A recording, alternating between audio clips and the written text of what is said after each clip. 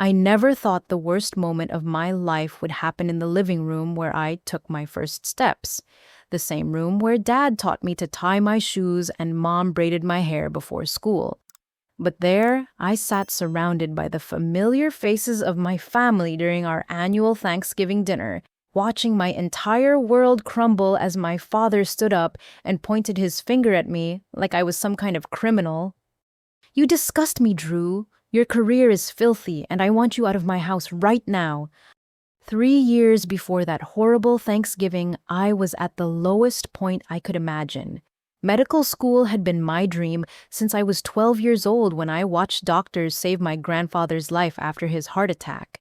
I'd studied harder than anyone I knew, sacrificed my social life, and accumulated $150,000 in student loans. Then during my third year, my body betrayed me. The autoimmune condition started with fatigue that coffee couldn't fix. Soon I was collapsing during rounds, my hands shaking too badly to hold a scalpel. After months of tests and treatments that drained my savings, my doctors delivered the verdict that shattered everything. I couldn't continue the physical demands of medical training. Just like that, my future evaporated, leaving me with crushing debt and a body that wouldn't cooperate. I moved back to my childhood bedroom in Akron, Ohio, feeling like a complete failure. My father Thomas would pat my shoulder awkwardly, telling me I'd figure something out, while my mother Ruth brought me soup and worried silently.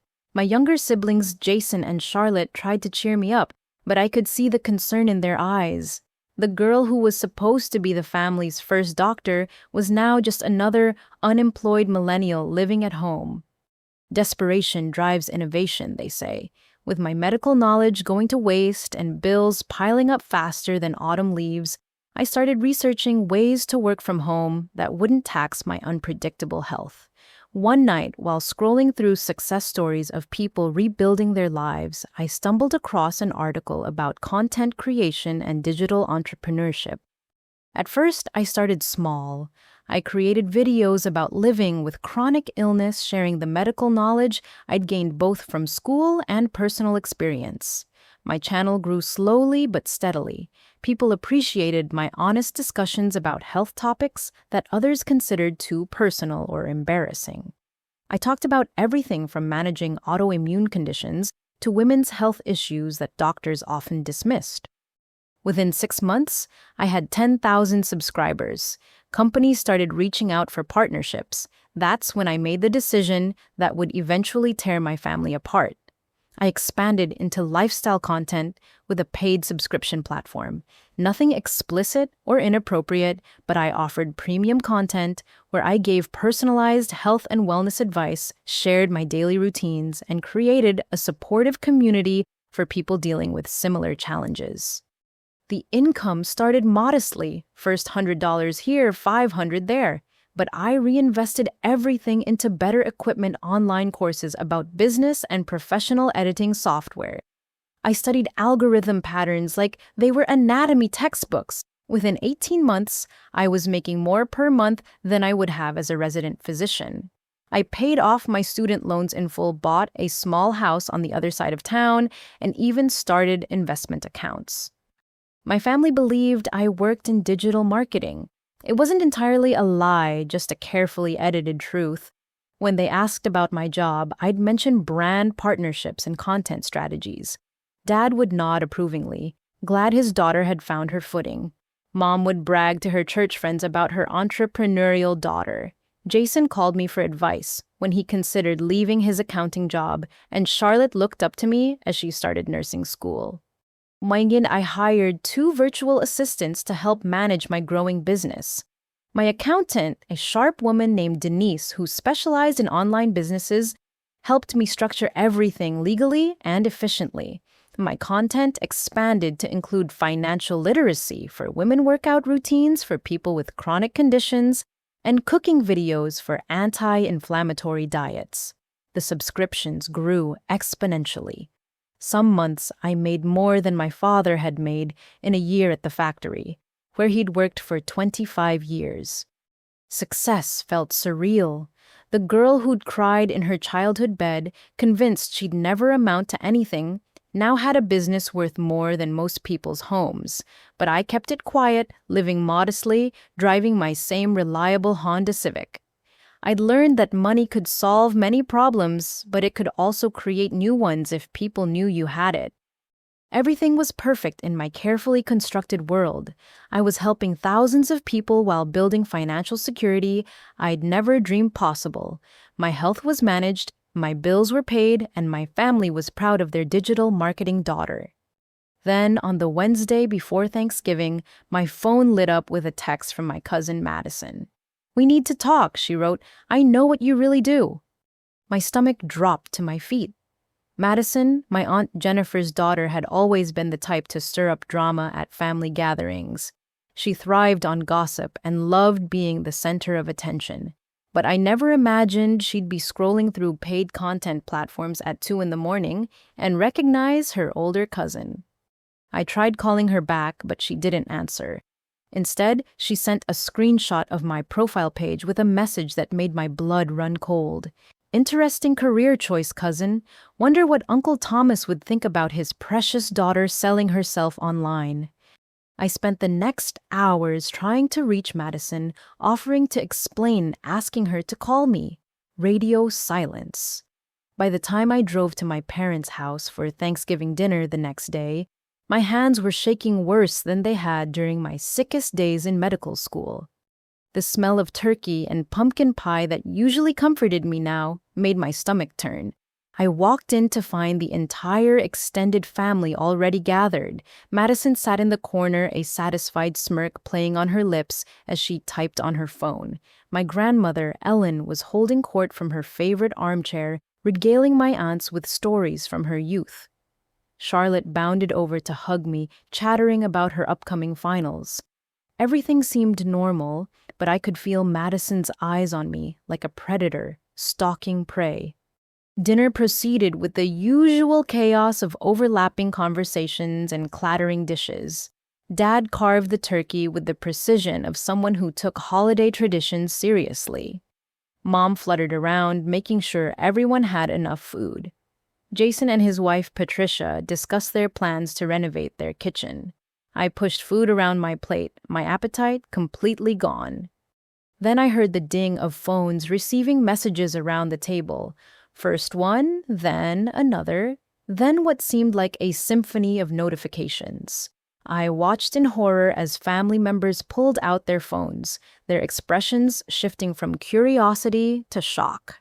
My Aunt Barbara gasped audibly. Uncle Robert's face turned red. Charlotte looked at her phone, then at me, confusion written across her features. Madison had sent my profile link to the family group chat with the message, "Thought everyone should know what Drew really does for a living." The room fell silent, except for the sound of my grandmother's oxygen tank humming in the corner. All eyes turned to me. My mother's face had gone pale, her hand frozen midway to her mouth. Jason looked like someone had punched him in the stomach. But it was my father's expression that told me everything I needed to know about what was coming. Thomas McKenna had worked the same factory job since he was 18 years old. He'd built his entire identity around being a provider, a protector, a man who did honest work for honest pay. His face cycled through confusion recognition and then settled on something I'd never seen directed at me before. Pure disgust. He stood slowly, his chair scraping against the hardwood floor Mom polished religiously every week. His finger pointed at me like an accusation, trembling with rage. When he spoke, his voice carried the weight of finality that made my chest tighten. My hands gripped the steering wheel so tightly that my knuckles turned white as I drove through the dark November streets. The heater in my Honda struggled against the Ohio cold, but I couldn't stop shaking. Every few seconds, my phone would buzz with another notification, another message, another family member discovering what Madison had shared. I couldn't look at them. Not yet. Sarah's apartment building appeared like a beacon in the darkness. My best friend since high school, now a successful lawyer, had always been my safe harbor in storms. I'd texted her a simple code red coming over, and she'd responded immediately with her apartment number and wine is ready. She opened the door before I could knock, taking one look at my face and pulling me into a fierce hug. Sarah Mitchell stood barely 5 feet tall, but her presence filled rooms. Her legal career had taught her to read people quickly, and she guided me to her couch without asking questions. "Drink first, then talk," she said, pressing a generous glass of red wine into my trembling hands. Her apartment smelled like vanilla candles and the takeout Chinese she'd obviously just ordered. The normalcy of it made my eyes burn with unshed tears. I took a shaky sip and the words tumbled out. Everything from Madison's discovery to my father's explosive reaction to the silent drive away from my childhood home. Sarah listened without interrupting, occasionally refilling my glass, her expression growing more protective with each detail. "First things first," she said when I finally ran out of words. "You're staying here tonight. The guest room is already made up. Second, turn off your phone notifications except for specific contacts. You don't need to read every reaction in real time. Third, and this is the lawyer talking, you've done nothing illegal or even morally wrong. You built a legitimate business helping people." My phone continued its relentless buzzing. Against Sarah's advice, I looked at some messages. They ranged across the entire emotional spectrum. My brother Jason had sent a simple, "Are you okay? Please respond." Charlotte wrote a longer message about being confused, but loving me no matter what. My Aunt Barbara had sent a string of Bible verses that I deleted without reading. 3 cousins had already blocked me on social media. But it was the message from my 82-year-old grandmother Ellen that surprised me most. "Call me when you can, sweetheart. This family has weathered worse storms. You're not the first woman to be judged for making her own way." Sarah sat beside me as I dialed my grandmother's number with shaking fingers. Ellen answered on the first ring, her voice strong despite her age. "Drew, honey, are you somewhere safe?" "Yes, Grandma, I'm at my friend's place." "Good. Now listen to me. In 1965, I divorced your grandfather. Nobody talks about it now, but back then, I might as well have announced I was joining the circus. My own mother didn't speak to me for 2 years.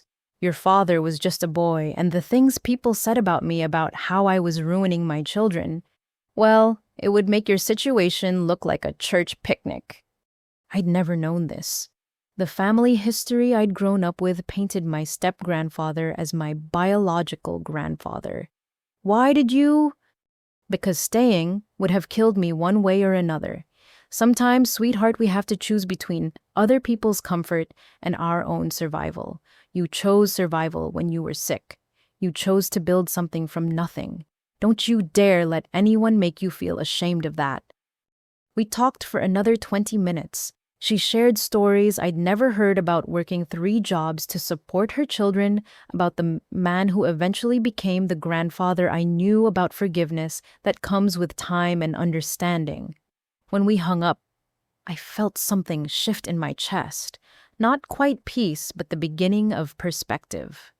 Sarah had ordered enough Chinese food for a small army, and we sat cross-legged on her floor eating directly from the containers. Between bites of lo mein, she helped me sort through the messages, categorizing them into supportive, hostile, and trying to process. "Your brother seems solid," she observed, reading Jason's latest text asking if I needed anything. "And look at this one from your sister-in-law." Patricia had written, "Jason showed me the site. I work in tech. I understand online business models. What you've built is impressive. The family will need time to adjust, but anyone who actually looks at your content will see it's health and lifestyle focused. Stand strong." The supportive messages gave me hope, but it was the hostile ones that revealed deep fractures in my family I'd never fully recognized. Uncle Robert, my father's older brother, had left a voicemail calling me names I'd never heard him use. Aunt Jennifer Madison's mother sent a text saying she was praying for my soul and that I was no longer welcome at her house. Then, just past midnight, my mother finally texted, Drew, I need you to know something. I've known about your website for almost a year. I found it when I was looking up exercises for my arthritis. I never told your father because I knew he wouldn't understand. I'm not saying I fully understand it either, but I know you're smart and careful. You're still my daughter. Always. Give me time to work on Dad. Love you. I stared at the message, reading it over and over. My mother knew. She'd known and protected my secret, protected me from my father's judgment for as long as she could. The tears I'd been holding back finally fell, and Sarah held me while I sobbed out months of fear and years of hiding. My phone rang just as I was getting ready for bed in Sarah's guest room. Anthony, my business manager, was calling from Los Angeles, where it was still early evening. Drew, I'm sorry to call so late, but I wanted to check on you and also let you know that your subscriber numbers have jumped significantly in the last 6 hours. Whatever's happening in your personal life, it seems to have triggered a wave of support online. Also, that brand partnership we've been negotiating, they just increased their offer by 30%. They love that you're authentic and dealing with real-life challenges.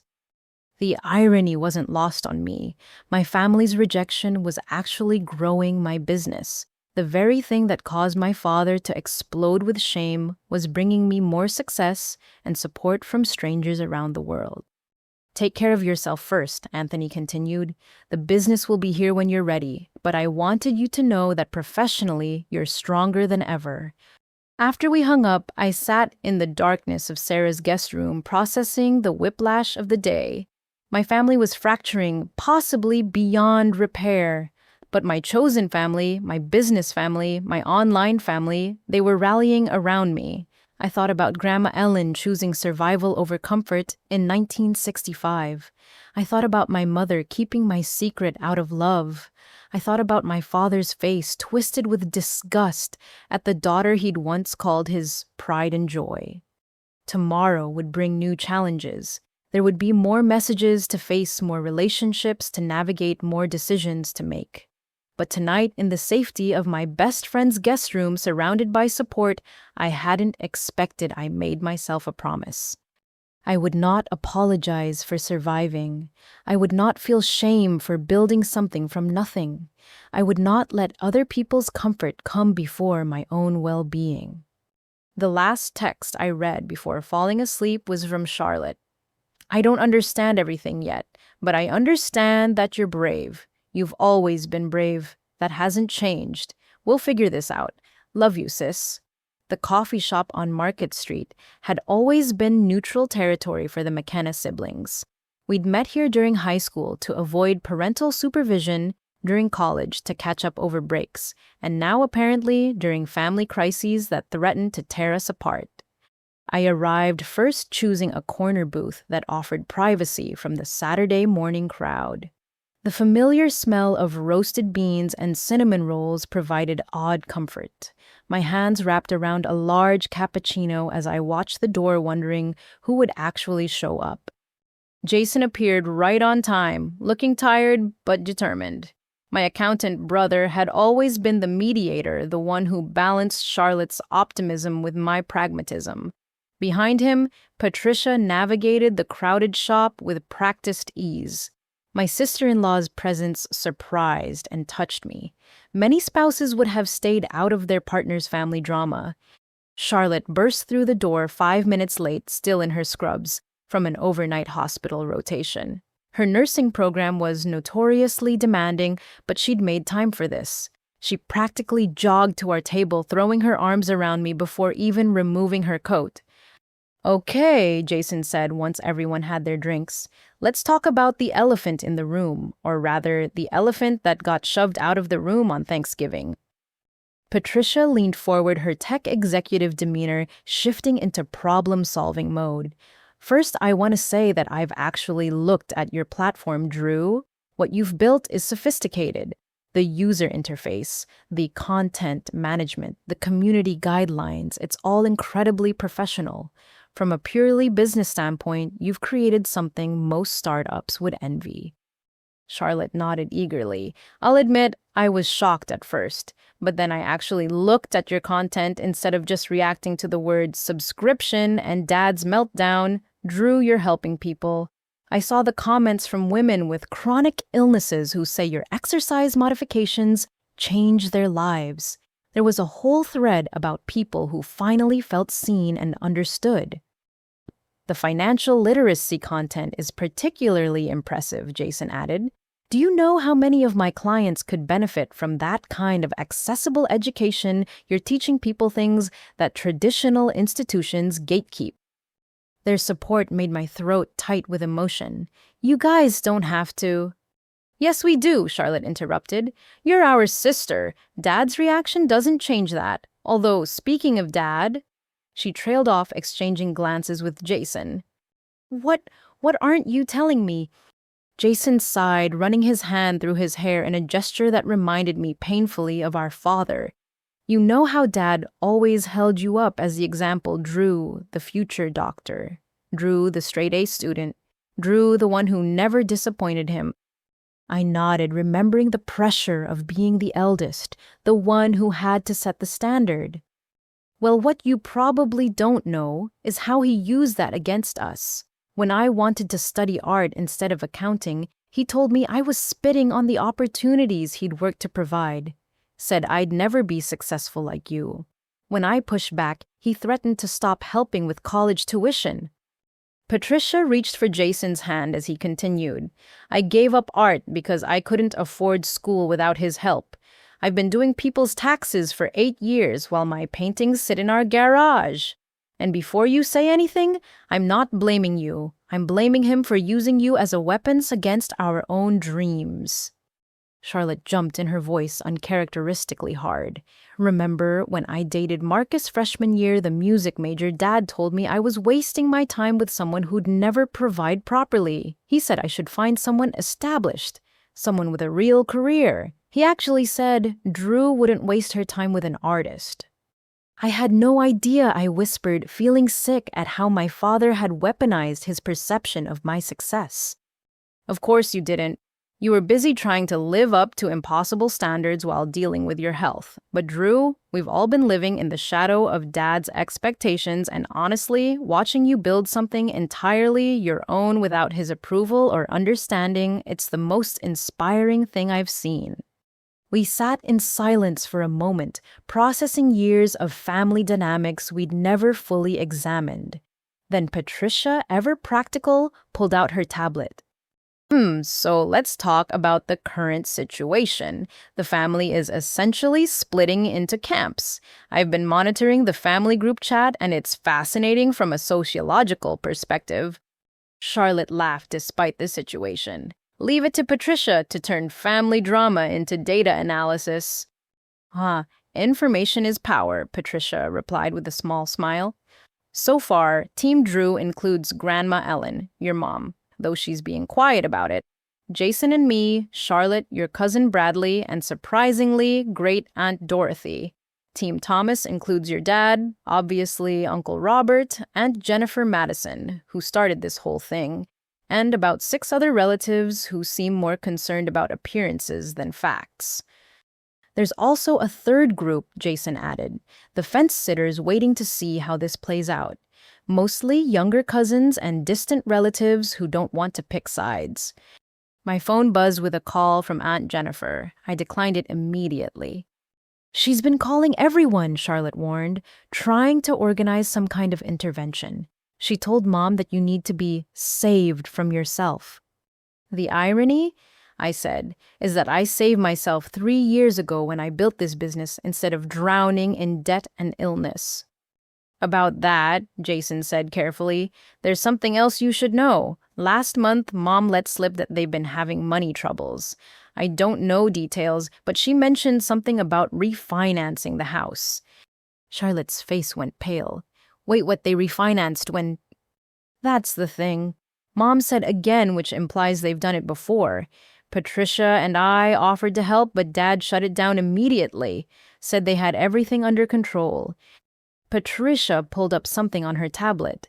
Public records show 3 refinances in the last 5 years. The house your parents bought for $80,000 in 1995 now has a mortgage of $240,000. The coffee shop noise faded as I processed this information. My parents' house, the one constant in our childhood, was leveraged to the hilt. While my father raged about my shameful career, he'd been secretly mortgaging their future. "There's more," Charlotte said quietly. "I overheard Mom on the phone last week with the bank. She was begging for an extension on something. When I asked her about it, she changed the subject and made me promise not to tell Dad I'd heard anything. So while Dad's been playing moral arbiter, they've been drowning financially." The anger that rose in my chest surprised me with its intensity. "And he kicked me out, knowing I could have helped." "Ours pride," Jason said simply. "It's always been about his pride." My phone rang again. This time it was Bradley, our successful banker cousin. I answered, putting him on speaker with the table's permission. "Drew, glad I caught you. Listen, I wanted you to know I'm completely in your corner on this, but I'm calling because your dad approached me last month asking for a $100,000 loan. He said it was for medical expenses, but when I asked for documentation, he got defensive and withdrawn the request." "100,000, I repeated, stunned. "Yeah, and Drew, he specifically said not to mention it to you because you were struggling financially and he didn't want to burden you. Obviously, that was a lie. I've seen your business registration and tax filings, all public record. You're doing better than most of the family combined." After Bradley hung up, we sat in shocked silence. The pieces were forming a picture none of us wanted to see. Our father, the man who preached financial responsibility and moral superiority, was drowning in debt while lying to everyone. "He must be desperate," Charlotte said finally. "Remember how he used to lecture us about living within our means, about how debt was a sign of poor character. The question is what kind of debt?" Patricia said, her voice taking on her professional tone. "Refinancing 3 times suggests more than just poor financial planning. That's crisis management." Jason's phone pinged with a text. His face darkened as he read it. "It's from Uncle Robert. He says Dad borrowed $30,000 from him 2 years ago and hasn't paid back a penny. He wants to know if I can pressure you to do the right thing and help Dad since you're apparently rich now." So let me get this straight," I said, my voice steadier than I felt. "Dad has borrowed from multiple family members, refinanced the house 3 times, tried to get $100,000 from Bradley, all while maintaining his image as the responsible family patriarch. And when he finds out I have a successful business, instead of being proud or even asking for help, he calls me filthy and kicks me out." "When you put it like that, it sounds even worse," Charlotte muttered. "I think we need to prepare for things to get messier," Patricia advised. "Financial desperation makes people do unexpected things. Drew, you might want to check your credit report and make sure no accounts have been opened in your name." The suggestion sent ice through my veins. He wouldn't... A man who would lie to his brother-in-law about his daughter being broke might do a lot of things, Jason said grimly. We spent another hour strategizing, planning, trying to make sense of our shattered family dynamic. As we prepared to leave, Charlotte hugged me tightly. "Whatever happens, we stick together. The 3 of us. Promise." "Promise," Jason and I said simultaneously. As I drove back to Sarah's apartment, I thought about the morning's revelations. My family wasn't just divided over my career. We were uncovering years of deception, financial crisis, and manipulations. The Thanksgiving explosion hadn't caused these fractures, it had simply revealed them. My phone buzzed with one final text as I parked. It was from Madison, the cousin who'd started this avalanche. "Hope you're happy. You've ruined everything." I deleted it without responding. She was wrong. I hadn't ruined everything. Everything had already been broken, hidden beneath a veneer of family dinners and false respectability. All I'd done was succeed in a way my father couldn't control. The Cuyahoga County Public Records Office smelled like old paper and industrial cleaning solution. I'd arrived when they opened at 8 in the morning, determined to understand the full scope of my parents' financial situation. The clerk, a middle-aged woman with kind eyes behind thick glasses, helped me navigate the system. Property records, tax assessments, and liens are all public information, she explained, fingers flying over her keyboard. What's the address? I provided my childhood home's information, watching as document after document populated her screen. With each click, my heart sank further. 3 refinances in 5 years, just as Patricia had found, but the details told a darker story. The first refinance happened right after Charlotte started college. The second coincided with Jason's wedding. The third was just 6 months ago. Each time they'd pulled out more equity, leaving them with a mortgage nearly triple the home's original purchase price. But it was the other documents that made my stomach turn. 3 liens from unpaid contractors, a notice of pending foreclosure dated 2 months from now, property taxes overdue by 18 months. Would you like prints of these? The clerk asked gently, recognizing the shock on my face. I nodded numbly, gathering the stack of evidence that proved my father's carefully maintained image was a complete facade. As I sat in my car studying the documents, my phone rang. Ruth McKenna showed on the screen. My mother. Can you meet me at Cascade Park? She asked, her voice barely above a whisper. The bench by the duck pond. Please, Drew, I need to explain. An hour later, I sat beside my mother on the same bench where she taught me to feed the ducks 25 years ago. She looked older than her 62 years exhaustion etched into every line of her face. Her usual perfectly styled hair hung limp, and her hands trembled as she clutched a thermos of coffee. I know you've been looking into our finances, she began without preamble. Sarah called me. She's a good friend to you. Wanted to make sure I knew you were investigating. I'm glad you know. I'm tired of carrying this alone. Mom, what happened? How did it get this bad? She laughed, but there was no humor in it. It started small. Your father always liked to play poker with his work buddies. $20 here, $50 there. Boys being boys, he called it. But then the factory started laying people off. He survived the cuts, but the stress, the games got bigger. The stakes got higher. She pulled out her phone, showing me photos she'd taken of receipts, credit card statements, withdrawal slips, the evidence of my father's secret life laid out in devastating detail. 5 years ago, he discovered online gambling, said it was more convenient than driving to the casino. He could play during lunch breaks after I went to bed early mornings before work. He won at first, of course. They always let you win at first. He'd come home with flowers, take me to dinner, tell me business was good at the factory. But Dad doesn't handle the money at work.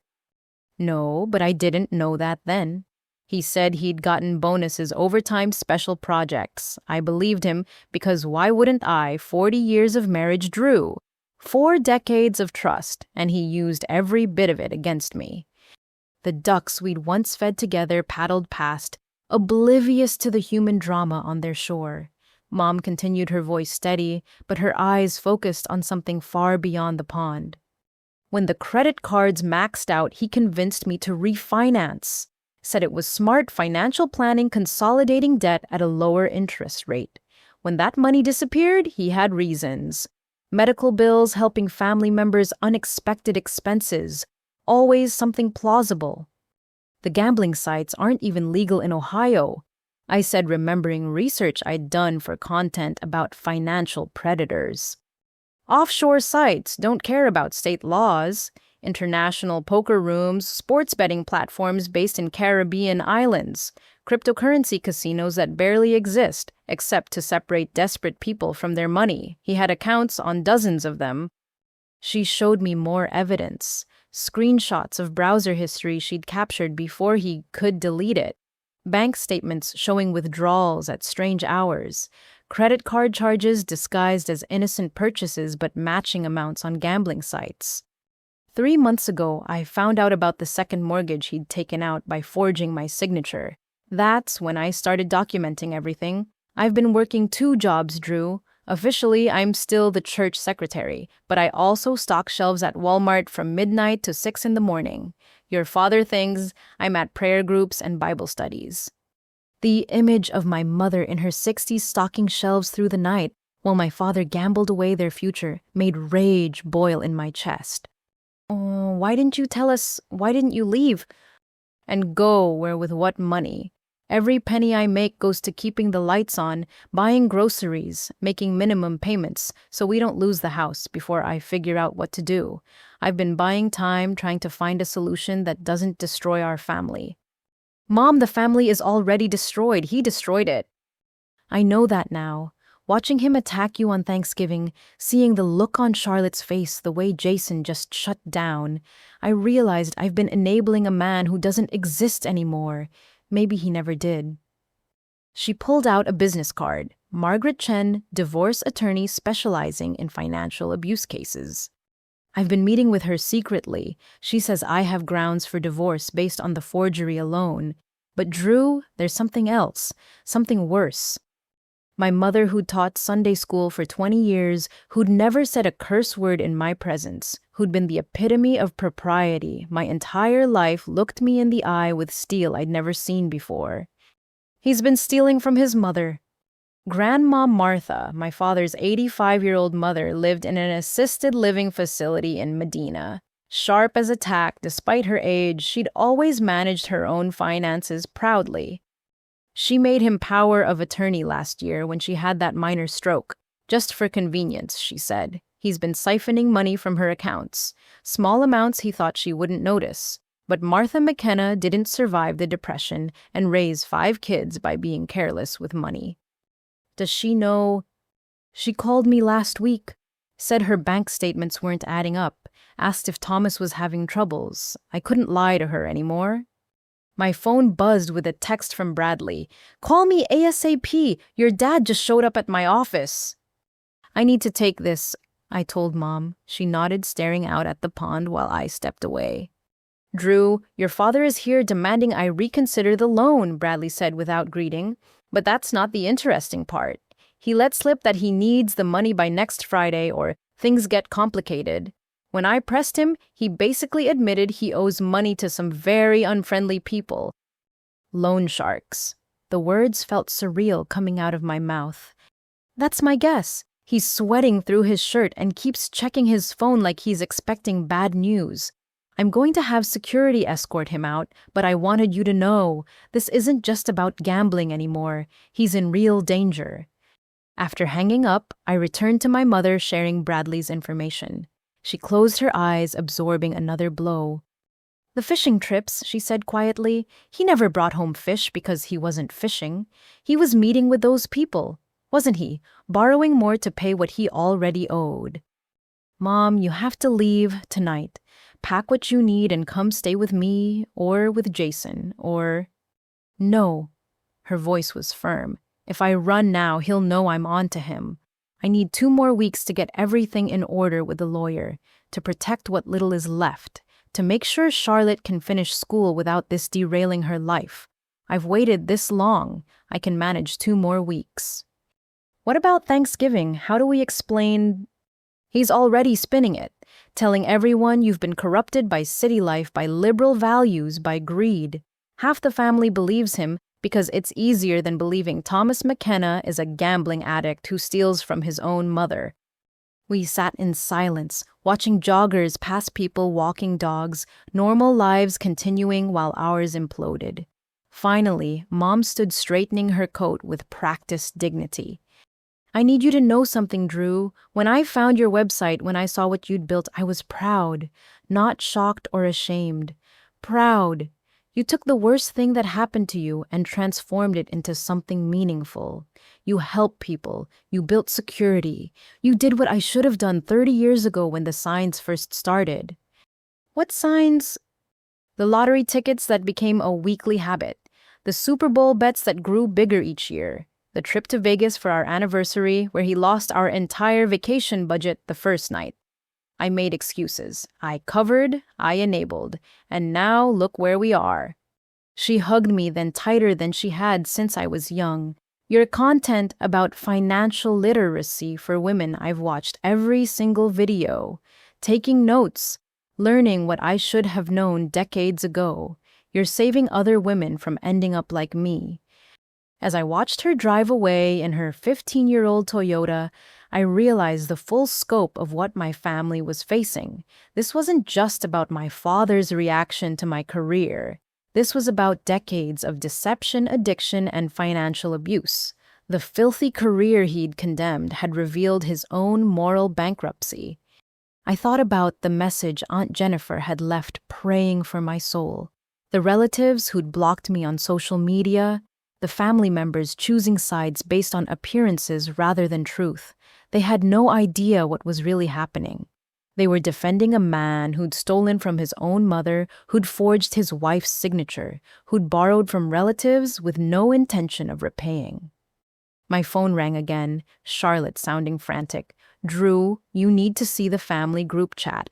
Dad just posted that he's organizing a family meeting next week to discuss getting you help for your situation."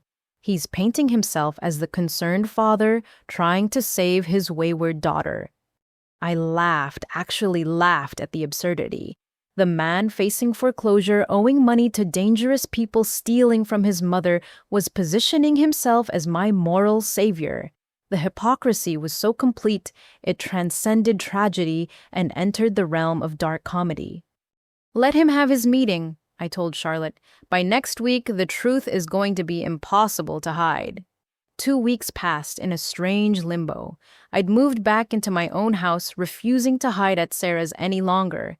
My business continued to thrive, the controversy actually driving more subscribers to my platform. I'd launched a new series about financial recovery after family betrayal, and the response was overwhelming. Women from around the world shared their stories of economic abuse, of family members who'd sabotaged their success, of having to choose between authenticity and acceptance. Anthony called daily with updates. "Major wellness brand wants to partner with you," he reported on a Tuesday morning. "They love your transparency about family challenges. Also, that financial literacy course you created. We've had 10,000 enrollments in the last week alone." The irony wasn't lost on me. While my father scrambled to maintain his crumbling facade, my filthy career was helping thousands of women achieve financial independence. I'd hired 2 more assistants to manage the increasing workload and was in talks with a publisher about turning my content into a book. Charlotte and I had developed a routine of morning coffee calls before her shifts. She was thriving in her program despite the family chaos. "Professor Williams wants to recommend me for the Hopkins program," she told me excitedly one morning. "It's incredibly competitive, but she thinks I have a real shot." "That's amazing, Char. Johns Hopkins would be lucky to have you." "It's just..." Her voice dropped. "The program costs a fortune. I was counting on Mom and Dad for help, but obviously that's not happening now." "We'll figure it out," I assured her. "Your education comes first. Always." Jason had thrown himself into his art with new vigor. He'd started sharing his work online, something he'd been too afraid to do before. Patricia reported that he'd even sold a few pieces, small victories that meant everything after years of suppression. Mom maintained her exhausting schedule, working nights at Walmart while keeping up appearances during the day. We texted in code, her messages brief but reassuring. 2 more days until lawyer meeting, guessed she'd write, or simply, "still safe." Then, on a Thursday afternoon, my phone rang. Dad's name on the screen made my stomach clench. I almost didn't answer, but something made me accept the call while hitting record. "Drew," his voice sounded different, strained, the authority I'd always associated with him replaced by something desperate. "We need to talk about Charlotte." "What about Charlotte?" "She's been accepted to Johns Hopkins, the specialized nursing program." "I know, she's worked incredibly hard for it." "The deposit is due next week. 50,000 for the first year, another 50 for the second." He paused, and I could hear him breathing heavily. "She needs this opportunity." "I agree, she does." "You have money now." It wasn't a question. "Your business. You could afford to help your sister." The audacity took my breath away. This man who'd called my career filthy, who'd kicked me out of his house, who'd told family members I was a disgrace, was now acknowledging my success because he needed it. Are you asking me for money, Dad? I'm telling you to do your duty as the eldest. Charlotte's future is at stake. Don't let your selfishness ruin her dreams. My selfishness. You kicked me out. You called me disgusting. You've been telling the entire family I need an intervention. I'm still your father. You still have obligations to this family. Oh, what about your obligations? What about the 3 mortgages, the gambling debts, the money you stole from Grandma Martha? Silence. Then his voice turned vicious. You don't know what you're talking about. I have the receipts, Dad, the refinancing documents, the liens. Bradley told me about your loan request. Mom knows about the gambling sites. Your mother doesn't know anything. She's confused, menopausal, making things up. Is that why she's working nights at Walmart? Because she's confused? Another pause. When he spoke again, his voice had changed again. Lower, meaner. You give me $100,000 by next Friday, or I tell Charlotte you refuse to help with her education. I'll make sure she knows her big sister chose pride over family, that your ego matters more than her future. You're threatening me. You're actually threatening to destroy my relationship with Charlotte unless I pay you. It's not a threat. It's reality. 100,000, Drew. Cash. You can afford it. Consider it back payment for all the years I supported you. The years you supported me, I paid you rent when I moved back home sick. I bought groceries, I helped with utilities. Pennies compared to what you owe this family, what you owe me. What I owe you. My voice rose despite my efforts to stay calm. For what? For telling me I was the son you never had because I studied instead of dating. For using my achievements as weapons against Jason and Charlotte. For lying to everyone while you gambled away Mom's future. Watch your tone, I'm still your father. No, you're a man who happens to share my DNA. A father protects his family. A father doesn't steal from his own mother or forge his wife's signature on loan documents. You have no proof of any of that. Actually, I do, and more importantly, so does Mom's divorce attorney. The silence stretched so long I wondered if he'd hung up. Then he spoke, his voice barely controlled. Divorce attorney? Margaret Chen specializes in financial abuse cases. Mom's been documenting everything for months. You're lying. Ruth would never... It's the woman working nights at 62 to keep food on the table while you gamble that Ruth she's done protecting you. If you don't give me that money, people are going to get hurt. Do you understand me? This isn't just about Charlotte's education. There are... complications. The people you borrowed from the ones Bradley mentioned. His sharp intake of breath told me I'd hit the mark. They don't care about family drama, Drew. They want their money, with interest, significant interest. If I don't pay by next Friday, then you should probably talk to the police, or a bankruptcy attorney, or maybe think about why you chose to borrow from criminals instead of facing your addiction. You sanctimonious little... You think you're better than me because you take your clothes off online because desperate men pay to watch you. I create fitness content for people with chronic illnesses. I teach financial literacy. I help women build independence. But even if I was doing exactly what you're imagining, it would still be more honest than stealing from your mother or destroying your wife's credit. 100,000, Drew, next Friday, or Charlotte learns exactly what kind of sister she has. And those complications I mentioned, they might start looking at family members who do have money. Amazing how creative collection efforts can get. The threat against Charlotte, against all of us, hung in the air, but I'd learned something from building my business, from facing my illness, from surviving this long. You don't negotiate with someone who's already shown they'll destroy you. Let me be very clear, Dad. You will not get a penny from me. Not for your gambling debts, not for your loan sharks, not for your lies. If you tell Charlotte anything, I'll tell her the truth. All of it, with documentation. You'd destroy your own family. You already did that. I'm just refusing to fund it. You'll regret this. When Charlotte can't go to Hopkins, when your mother loses the house, when Jason finds out what kind of person you really are. They already know what kind of person I am. Someone who built something from nothing. Someone who helps others. Someone who refuses to enable an addict's destruction. That's who I am.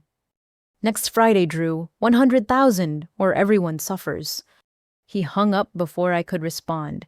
I sat in my home office staring at the phone, processing what had just happened. My father had threatened me, had threatened Charlotte, had essentially admitted to owing money to dangerous people. The recording would be useful evidence, but it also represented the final break in our relationship. I called Sarah immediately. I need you to listen to something, I said, playing back the recording. Her legal mind kicked in instantly. Save multiple copies of that recording. Email it to me and to yourself. That's extortion, Drew. He's committed a felony. What about his threats? The people he owes? We need to take those seriously. I'm going to call a friend who works in organized crime division. Meanwhile, you might want to consider security measures. Security measures for my own father's debts. The absurdity of it all hit me. Sarah, how did it get this bad? Addiction is a disease, but being an asshole is a choice. Your father has both conditions. Don't confuse them. After hanging up with Sarah, I called Charlotte. She answered on the first ring, breathless from running between classes. Char, Dad just called me. Has he contacted you about Hopkins? No, why, Drew, you sound worried. Listen, if he tells you anything about me refusing to help with your education, I need you to call me immediately. Don't believe anything without talking to me first. You're scaring me. What's going on? I gave her the abbreviated version, leaving out the threats, but making sure she understood our father was desperate and lying. So he tried to extort you, his own daughter. Charlotte's voice was small, hurt in a way that made me want to drive to Dad's house and shake him. Addiction makes people do terrible things. But Char, I want you to know something. Your education is important to me. We'll figure out Hopkins together, okay, without his games or manipulation. Drew, I can't ask you to pay for my school. That's insane. You're not asking. I'm offering. Actually, I'm insisting. You've worked too hard to let his mess derail your dreams. Charlotte was crying now, soft sobs that broke my heart. Why is he like this? Why can't he just be proud of you? I don't know, baby sister. I really don't know. That evening, I met with my financial advisor, a brilliant woman named Teresa, who'd helped structure my business for growth. I need to set up an education trust for my sister, I explained, something protected that no one else can touch. Given what you've shared about your family situation, I'd recommend a structure that pays the institution directly. No cash passes through anyone's hands. Clean, protected, and transparent. As we worked through the paperwork, I thought about my father's call. He'd given me a deadline next Friday. In 8 days, something would happen. Whether he'd follow through on his threats or collapse under the weight of his own lies, I couldn't predict. But I could prepare. I could protect Charlotte, support Mom, help Jason continue discovering his artistic voice. I could use the success my father despised to shield my family from the consequences of his choices. The notification from my platform chimed. Another 1,000 subscribers today. Another brand partnership inquiry. Another message from a woman thanking me for helping her understand she wasn't alone in dealing with family financial abuse. My filthy career wasn't just successful. It was necessary. It was meaningful. It was powerful enough to protect the people I loved from the man who should have protected us all. Next Friday would come. Whatever it brought, I'd be ready. Not because I was the son he never had, but because I was the daughter he never deserved. The high school track looked exactly as it had 12 years ago when Charlotte and I would run laps after school. Same cracked asphalt, same faded lane lines, same rickety bleachers where we'd shared teenage secrets. Now we walked slowly, October wind, whipping our hair, carrying secrets far heavier than boy troubles or failed tests. Charlotte had requested this meeting spot. Neutral ground, she'd texted. Need to talk without walls having ears. I'd arrived to find her already there, hunched against the cold in her Hopkins School of Nursing hoodie, a cruel reminder of dreams hanging in the balance. I know about the call, she said without preamble. Dad told me his version this morning. My stomach dropped. What did he say? That you refused to help with my education because you're still angry about Thanksgiving. That you're punishing the whole family for his honest reaction to your career. That you've chosen money over blood. And you believed him? I tried to keep the hurt from my voice. Charlotte laughed, but it sounded hollow. Drew, I've lived with him for 23 years. I know his tells, the way his left eye twitches when he's crafting a story, how he gets overly specific about details that don't matter while staying vague about important things. Besides, you literally warned me he might do this. Relief flooded through me. So you know I didn't refuse to help you. I know you offered to pay for Hopkins directly. Jason told me about the education trust you're setting up. She kicked at a loose piece of track. What I don't understand is why Dad's so desperate. What's really going on? I'd been dreading this conversation, but Charlotte deserved the truth. So I told her everything. The gambling addiction, the stolen money, the refinanced house, the dangerous debts. I watched her face cycle through disbelief recognition and finally a devastating understanding. Oh, but the fishing trips, she whispered. He never took me because I asked to go once and he got so angry. Said it was his only piece and I was trying to ruin it. I cried for hours. You were what, 10? 9. Mom told me he was stressed from work, that everyone needs alone time. But Drew, remember when he'd come back from those trips? He'd be either weirdly cheerful or absolutely foul. No in between. We'd reached the far end of the track where the art students had painted a mural of soaring birds. Charlotte traced one with her finger, her nursing student hand steady despite the emotional upheaval. There's something I need to tell you, she said quietly, about Hopkins, about Dad, about money. I waited, recognizing the gathering of courage in her posture. 3 weeks ago, before Thanksgiving, before everything exploded, Dad came to me with a proposition. He said he knew someone who could guarantee my acceptance to Hopkins. All I had to do was sign some papers. What kind of papers? Loan documents. He said it was a formality that parents often co-signed education loans with their kids. But Drew, the amount was for $200,000. Hopkins costs about $100 total. My blood ran cold. Tell me you didn't sign anything. I almost did. Had the pen in my hand, but something felt wrong. The papers were from some company I'd never heard of, not a regular bank, and Dad kept rushing me, saying we had to do it right then. So I told him I wanted to research the company first. What did he do? Exploded. Said I was ungrateful, that he was trying to secure my future and I was throwing it in his face. That's when I knew something was really wrong. Real opportunities don't disappear if you take 24 hours to think. We started walking again, our breath visible in the cold air. Charlotte continued, her voice stronger now. I looked up the company. Financial Solutions International. Sounds legitimate, right? But Drew, they're not a student loan company. They're a payday lender operation that specializes in high-interest personal loans. The kind that charge 30% interest and take your house if you miss a payment. He was gonna use your name to borrow more money. My credit is perfect. I've been building it carefully since I turned 18, just like you taught me. He wanted to destroy it for another $100,000 to gamble away. The violation of trust hit me almost physically. Using his youngest daughter's future as collateral for his addiction was a new low, even for him. But here's the thing, Charlotte continued. When I confronted him about the company, he broke down, started crying. Drew, I've never seen Dad cry. He said people were going to hurt him if he didn't pay, that he was trying to protect the family. By putting you in debt to loan sharks? That's what I said. That's when he told me something else. He's been meeting with these people, and they know about all of us, where we work, where we live. He showed me a photo they'd sent him. It was me walking into the hospital for my shift, taken from across the street. Fear, cold and sharp, sliced through me. They're watching you.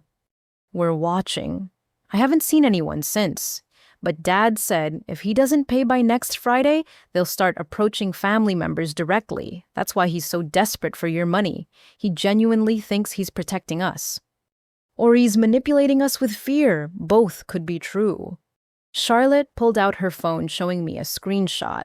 After I refused to sign the papers, Dad created a fake email address pretending to be me. Tried to submit the loan application anyway, but joke's on him, I'd already frozen my credit after our conversation. The application was automatically denied. You froze your credit, Charlotte. I'm so proud of you. I've been watching your financial literacy videos, she admitted with a small smile, learning to protect myself. Funny how your filthy career taught me more about financial safety than our financially responsible father ever did. We'd circled back to where we'd started. Charlotte sat on the bottom bleacher, pulling me down beside her. I've been thinking about patterns, she said. Do you remember when Grandpa Joe died, Dad's father? I nodded. Grandpa Joe had passed when I was 15. I mainly remembered the strange tension at the funeral, relatives whispering in corners, Grandma Martha stone-faced and dry-eyed. I overheard Aunt Barbara talking to Mom recently. Apparently, Grandpa Joe had a gambling problem too. Lost their first house in a poker game. Grandma Martha had to rebuild everything from scratch with 5 kids. She made Dad and his siblings promise never to gamble, made them swear on Bibles. And now Dad's repeating the pattern. While stealing from the woman who survived it the first time. There's something almost Greek tragedy about it, isn't there? Grandma Martha fought to save her children from their father's addiction, only to have her eldest son fall into the same trap. My phone buzzed with a text from Mom, meeting with lawyer done, papers ready, waiting for right moment. Mom's really doing it, Charlotte asked, reading my expression. She's really doing it. Though I don't know what the right moment looks like when your husband owes money to dangerous people. Charlotte stood brushing off her jeans. You know what? Maybe there is no right moment. Maybe there's just the moment when you decide you're done drowning. As we walked back to our cars, Charlotte turned to me with an expression I'd never seen before. Equal parts determination and sorrow. I accept your help with Hopkins. The education, trust, the direct payments, all of it. But Drew, I have conditions. Anything. First, I document everything.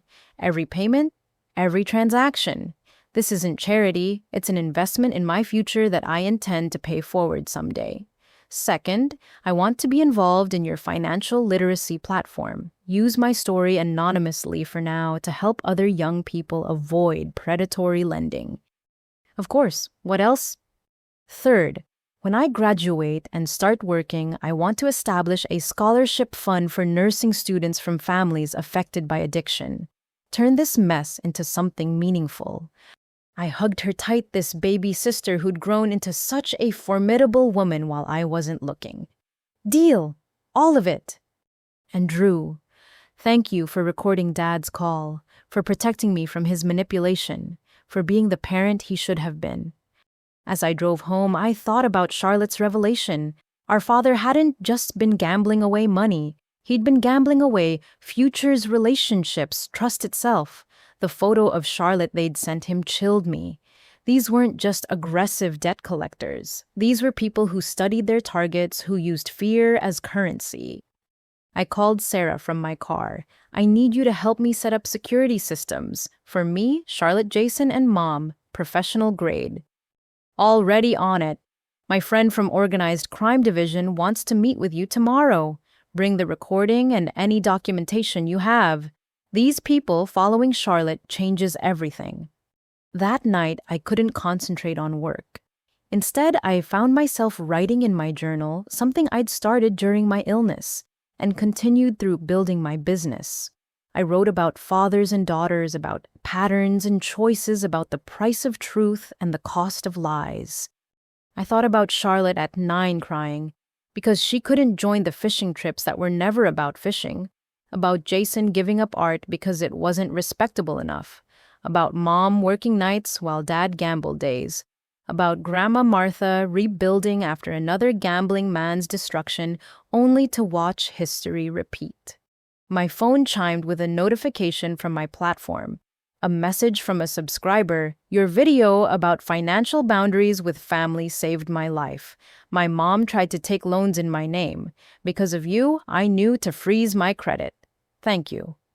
This was why I did this work. Not for the money, though financial security mattered after years of insecurity. Not for revenge against those who judged me, but for the Charlottes of the world, the young women who needed to know they could protect themselves, build their own futures, refuse to be collateral damage in someone else's addiction. Next Friday loomed like a storm on the horizon, but Charlotte had shown me something today. We weren't just victims of our father's choices. We were survivors, strategists, women who'd learned to freeze our credit and document threats and build escape routes. The fishing trips were never about fishing. The family meetings were never about family. The concern was never about concern, but the truth was finally about the truth, and that was worth everything coming next. Jason's living room had never hosted a family meeting like this one. Patricia had strategically arranged the furniture to create a protective circle with hot tea and tissues placed within easy reach. Charlotte and I arrived together, finding Jason already pacing by the window.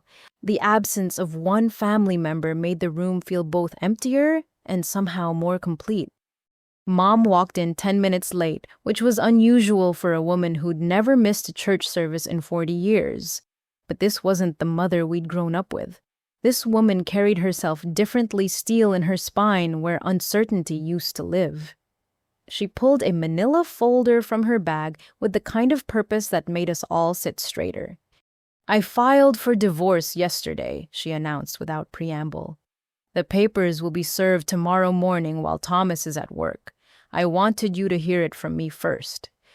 The room stayed silent for a long moment. Patricia reached for Jason's hand. Charlotte moved closer to me on the couch. We'd all known this was coming, but knowing and hearing were different things entirely. "I need you all to understand something." Mom continued, her voice steady, but her hands trembling slightly as she opened the folder. "This isn't a decision I made lightly or quickly. I've been documenting, planning, and praying for months. What I'm about to show you might change how you see me, how you see everything, but you deserve the complete truth." She spread papers across Jason's coffee table like she was dealing cards in the world's saddest poker game. Bank statements, credit reports, printed emails, photographs of receipts, the evidence of a 20-year deception laid out in black and white.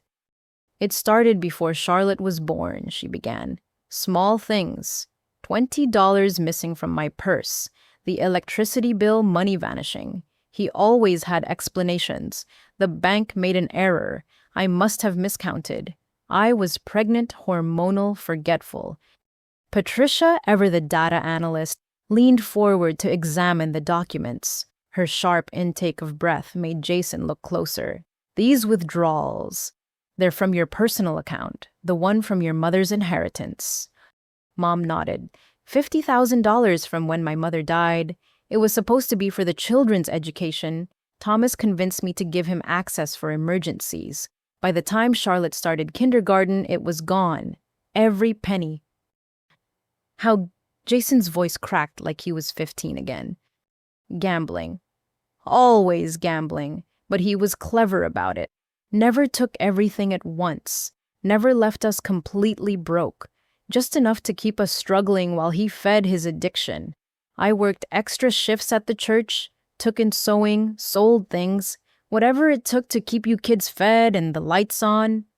Charlotte picked up a credit report, her nursing student eyes scanning medical details with the same intensity. "Mom, these credit cards, there are 12 of them, all maxed out. 6 in my name that I knew about, 6 more he opened without telling me. And Drew, honey, I'm so sorry, but there are 3 in your name from before you turned 18. The room spun slightly. He stole my identity when I was a minor. Used your social security number when you were 16. You had perfect credit, no history, easy to get approved. He made minimum payments for a while, then let them default when you were in college. I didn't find out until last year. Sarah had been right to suggest checking my credit history. The violations kept compounding, each revelation worse than the last. But you stayed, Charlotte said softly. Even knowing all this, you stayed. Mom's composure finally cracked slightly. Where would I go with what money, 3 children to raise, no savings, destroyed credit, and a husband who knew exactly how to apologize? He'd cry a promise to change, go to a few Gamblers Anonymous meetings. Things would be good for a month, maybe 2. Then the cycle would start again. She pulled out another document, this one making her hands shake more visibly. 2 years ago, I found out about Martha, his own mother. She'd made him power of attorney and he'd been taking money, small amounts from her, checking larger ones from her savings. She's sharp enough to notice, but too proud to accuse her own son. Does she know? I asked. She called me last month, asked if Thomas was in trouble, said her bank statements weren't matching her records. I couldn't lie anymore. We met for coffee, and I showed her everything. She cried, my strong mother-in-law who survived the depression and raised 5 children alone after Joe's gambling destroyed their first family. She cried and apologized to me, said she should have warned me about the family pattern. Jason stood abruptly, his accountant's mind clearly calculating. Mom, if he's been stealing from Grandma, that's elder abuse. That's criminal. Which is why I've been working with Margaret Chen. She specializes in these cases: financial abuse, identity theft, elder exploitation. She says I have grounds for an at-fault divorce that could protect what few assets remain. Patricia had been quietly photographing each document with her phone. Ruth, do you have copies of all this secured somewhere safe? 3 sets. 1 with my lawyer, 1 in a safety deposit box Thomas doesn't know about, and 1 with my sister in Colorado. Colorado. Charlotte looked confused. Aunt Linda lives in Denver, but what? She's offered me a job. Assistant manager at her boutique hotel. Free apartment included. A fresh start where Thomas can't find me, can't guilt me, can't manipulate me anymore. The reality of our mother's plan hit us fully. She wasn't just divorcing our father. She was orchestrating a complete escape. What about Dad's debts? I asked. The people he owes. Mom's expression hardened in a way I'd never seen. Those are his debts, his choices, his consequences. Margaret has made it clear that unless my name is on the documents, I'm not liable. And thanks to Patricia helping me check my name, isn't on any of the recent loans. He had to forge signatures on the refinancing, but the gambling debts are all his. When are you leaving? Jason asked quietly. 3 weeks. After the divorce papers are served, after I've helped Charlotte get settled with her Hopkins arrangements, after I've made sure you're all safe.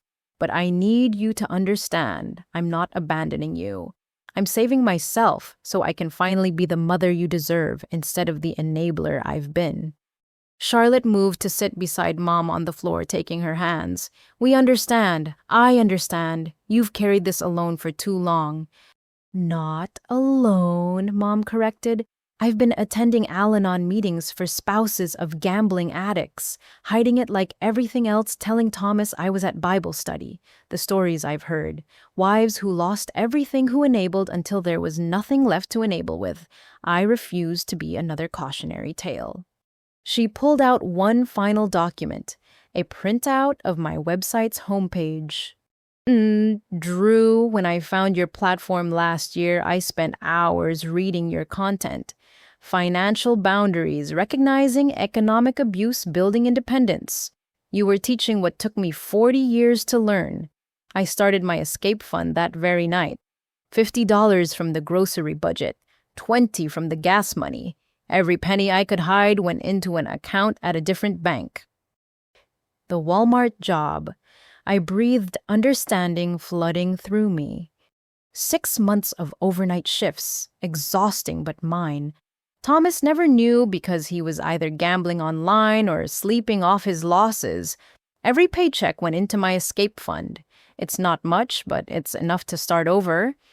Jason cleared his throat. Mom, we can help. All of us. You don't have to do this alone anymore.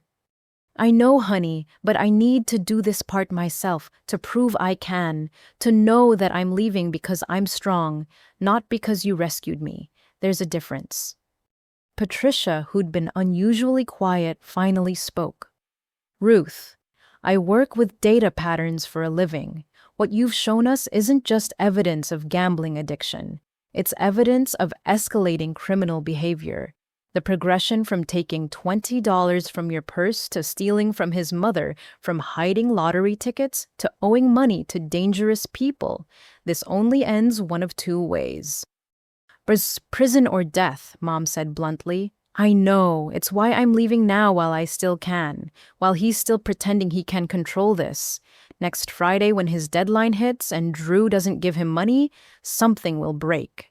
I intend to be gone before it does. What can we do? Charlotte asked. How can we help? Mom smiled for the first time since arriving. You've already done it. Drew refusing his extortion showed me it was possible to say no. Charlotte, protecting her credit, proved my children learned what I couldn't teach. Jason choosing art over Thomas's approval demonstrated that dreams matter more than control. You've all shown me what courage looks like. She stood gathering her documents with the same deliberate care she'd shown displaying them. I've lived with a gambling addict for 25 years. I've hidden bruises made of debt and silence and shame. But watching him attack Drew for building something beautiful, trying to destroy Charlotte's future for another 100,000 to lose, seeing him break every promise he ever made. I'm done. Where will you stay until Colorado? I asked. Sarah's offered me her guest room, insisted actually, said something about McKenna women needing to stick together. I'll be safe there while the divorce processes. As we prepared to leave, Mom hugged each of us with a fierceness that felt like both goodbye and hello. When she reached me, she whispered, Your father called you filthy for saving yourself, but you showed me how to save myself too. That's the cleanest thing I can imagine. After Mom left, we siblings sat in Jason's living room processing the magnitude of what we'd learned. Our mother, who we'd thought of as passive, maybe even weak, had been fighting a silent war for decades. She'd documented, planned, saved, and survived, all while maintaining the image of the perfect pastor's wife. Oh, she's incredible, Charlotte said finally. All this time we thought Dad was the strong one. Abusers often seem strong, Patricia observed. They have to. It's how they maintain control. But Ruth, she's been playing the long game. That takes real strength. My phone buzzed with a text from Mom. Serving papers tomorrow at 8 a.m. Be prepared for explosion. I love you all. Tomorrow, our father would learn that his wife of 25 years was done enabling his destruction, that his carefully maintained image was about to shatter publicly, that the woman he diminished and stolen from had been building her own escape route while he built nothing but debt. I thought about patterns, about Grandma Martha surviving Grandpa Joe's gambling, about Mom surviving Dad's. But Charlotte and I wouldn't need to survive anything similar. We'd learned to freeze our credit document threats, build our own security. The pattern could break, was breaking, had broken the moment Mom decided she deserved better. Tomorrow would bring chaos, but tonight, for the first time in my life, I was proud to be Ruth McKenna's daughter. Not the doctor's daughter or the entrepreneur's daughter, but the daughter of a woman who'd waited 25 years for the perfect moment to save herself. The gambling chips were finally falling, and Mom wouldn't be there to clean them up anymore. Jason's house transformed into something resembling a war room. Patricia had rearranged furniture to accommodate the 23 family members who'd confirmed attendance both in person and virtual. The security cameras she'd installed weeks ago were prominently visible, a clear message that everything would be documented. I'd hired Dr. Marcus Williams, a renowned intervention specialist who dealt with gambling addiction and family trauma. His calm presence commanded the room even as tension crackled like electricity. Beside him sat Janet Rodriguez, a financial counselor who specialized in addiction-related debt. Their professional credentials were laid out on the table, impossible to dismiss. Dad arrived 15 minutes late, his face haggard but defiant. The divorce papers had been served 3 days ago, sending him into a spiral of phone calls, threats, and increasingly desperate manipulations. He'd tried to rally family support, painting himself as the victim of his ungrateful children and vindictive wife. Some believed him. Most came today seeking truth. "Oh, this is an ambush," he declared upon seeing the professionals. "I came here to discuss family matters, not be attacked by strangers." "Sit down, Thomas," Grandma Martha commanded from her wheelchair by the fireplace. At 85, she remained formidable. Her presence had surprised everyone, including Dad, whose face had drained of color when he saw her. The virtual screen showed 8 more family members, joining from various locations. Uncle Robert from Florida, Aunt Jennifer from Michigan-Madison beside her, looking uncomfortable. Cousins, aunts, uncles all waiting for answers. Dr. Williams opened with practiced ease. "We're here today because Thomas has requested family support regarding what he calls a misunderstanding about money. I've been asked to facilitate a conversation based on facts, not emotions or assumptions. Ms. Rodriguez will present financial information. Everything shared today is documented and verifiable." Janet Rodriguez pulled up her first slide. The mortgage history of my parents' house appeared in devastating detail. Original purchase price, subsequent refinances, current debt load. Gasps echoed through the room. 3 refinances in 5 years, she stated clinically, each extracting maximum equity. Current mortgage $240,000 on a house purchased for $80,000. Monthly payment exceeding median rent by 300%. "That's private information," Dad protested. "You have no right—" "Public records, Mr. McKenna, all legally obtained. Shall we continue?" The next slide showed liens, overdue taxes pending foreclosure. Uncle Robert leaned forward in his Florida living room. "Tom, you told me you needed money for medical bills. You said Drew was broke and couldn't help." "I was protecting her privacy," Dad stammered. "Her situation. I didn't want to embarrass her." "My situation?" I stood slowly, Sarah's coaching about staying calm echoing in my mind. "My successful business that you called filthy, the career that's allowed me to pay for Charlotte's education since you gambled away her college fund. You don't understand the pressure I've been under," Dad's voice rose. "The factory's been threatening layoffs. Your mother's spending, the expenses—" "Ugh, stop!" Mom's voice cut through his excuses like a blade. She entered from the kitchen, where she'd been waiting divorce papers in hand.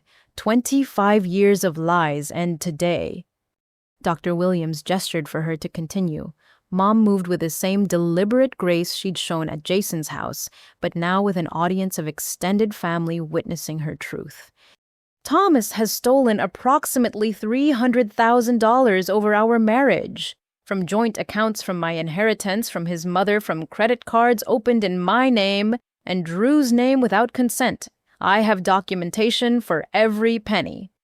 She began laying out evidence. Bank statements, forged signatures, credit reports. Patricia operated a laptop displaying each document on the screen for virtual attendees. The room grew quieter with each revelation. "Aunt Ruth, surely there's some explanation," Jennifer ventured from Michigan. "Thomas is a good man. He wouldn't he?"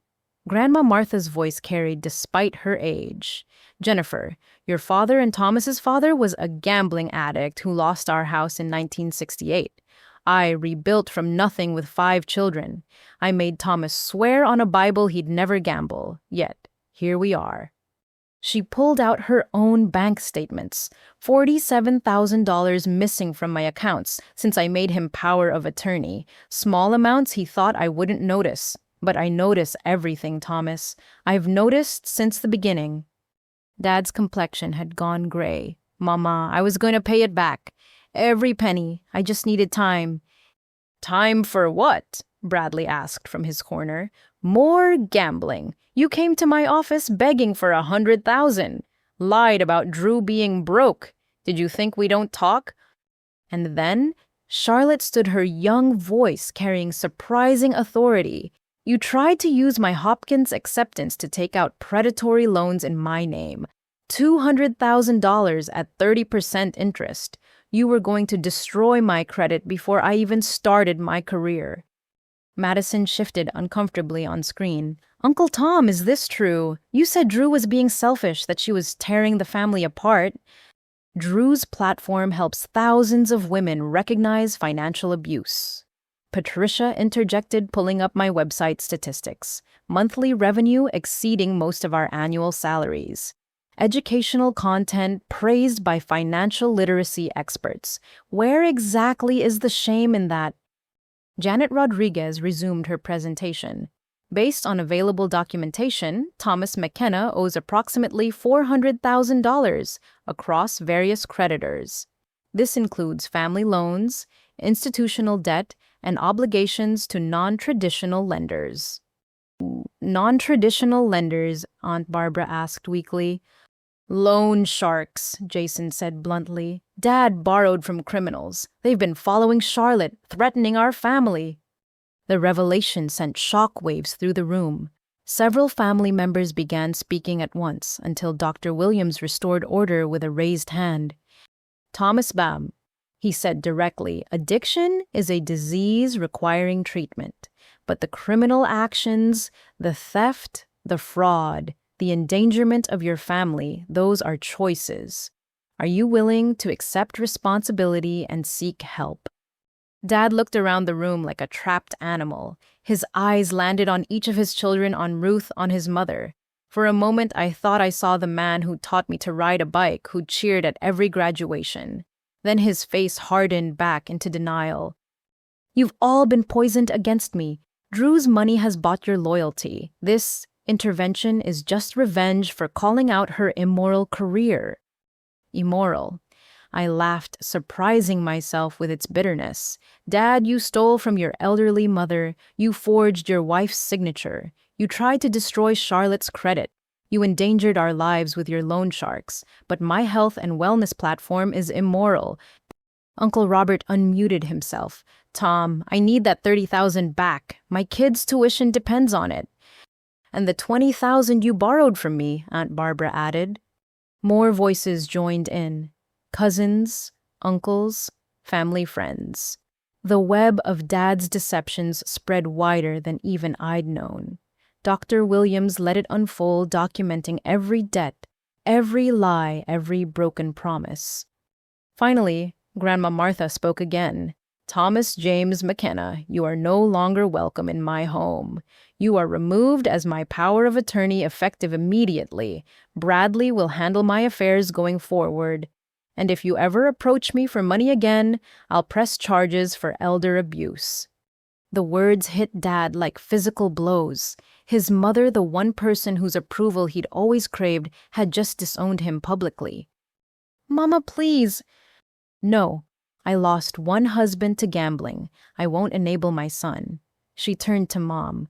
Ruth, you should have left him 20 years ago, but I understand why you didn't. I stayed too long with Joe. It's hard to leave what you know, even when it's killing you. Mom nodded, tears flowing silently. I'm leaving now, Colorado, starting over. You can't just abandon me. Dad turned on her. 25 years of marriage. 25 years of theft, lies, and enabling, Mom corrected. I'm done, Thomas. The woman you married died slowly over decades. This is who's left, and she's choosing life. Dr. Williams stood. Thomas, you have two choices. Enter residential treatment for gambling addiction, immediately cooperate with law enforcement regarding your fraudulent activities, and begin making restitution. Or continue denying and face the consequences alone. What consequences? Dad snarled. You've already taken everything. No, Janet Rodriguez corrected. You've lost everything. There's a difference. Your family is offering you a chance at redemption. Treatment is available. Legal representation can be arranged, but only if you take responsibility. The security cameras captured everything as Dad stood his chair scraping against Jason's hardwood floor. He looked around the room one final time, seeing disgust, disappointment, and in some faces pity. "You'll regret this," he said finally. "When I'm gone, you'll realize what you've lost." "We've already lost it," Charlotte said quietly. "We lost our father to addiction years ago. We're just now admitting it." He stormed out, slamming the door hard enough to rattle Patricia's carefully arranged furniture. The room sat in stunned silence until Madison's voice came through the speakers. "Aunt Ruth, Drew, I'm sorry. I didn't understand. I believed his lies. I'm so sorry for starting all this." "You didn't start it," I told my cousin. "You just pulled back the curtain. The rot was already there." One by one, family members began to speak. Apologies, revelations, offers of support. The narrative Dad had carefully constructed crumbled as truth replaced decades of deception. Some relatives left early, unable to process the magnitude of betrayal. Others stayed, forming plans to support each other to help Mom's transition, to ensure Charlotte's education remained secure. As the room emptied, Dr. Williams approached me. "Your father exhibits classic patterns of addiction combined with narcissistic personality traits. Without intervention, he'll likely escalate until law enforcement intervenes." "Will he get help?" "Statistically, unlikely. He's not ready to admit the problem. But you've done something powerful today. You've broken the cycle of enabling. You've protected the vulnerable. That takes enormous courage." That evening, the immediate family reconvened at my house. Mom, Charlotte, Jason, Patricia, and Sarah, who'd become honorary family through this ordeal. We ordered Chinese food, nobody having energy to cook. "He didn't even apologize," Charlotte said quietly. "Not once. Not even a fake one." "Apologizing would mean admitting wrongdoing," Sarah explained. "His entire identity is built on being the responsible provider. Admitting he's actually been the destroyer, his psyche can't handle it." Mom's phone buzzed. She looked at it, then deleted the message without reading. "He's been texting non-stop, alternating between threats and pleas. I'm changing my number tomorrow." "We all should," Jason suggested. "Fresh starts deserve fresh phone numbers." As we sat around my dining table, sharing food and processing trauma, I realized something. This wasn't the family I'd grown up with. That family had been built on lies, maintained by enabling, decorated with false respectability. This was something new. A family of choice, honesty, and mutual support.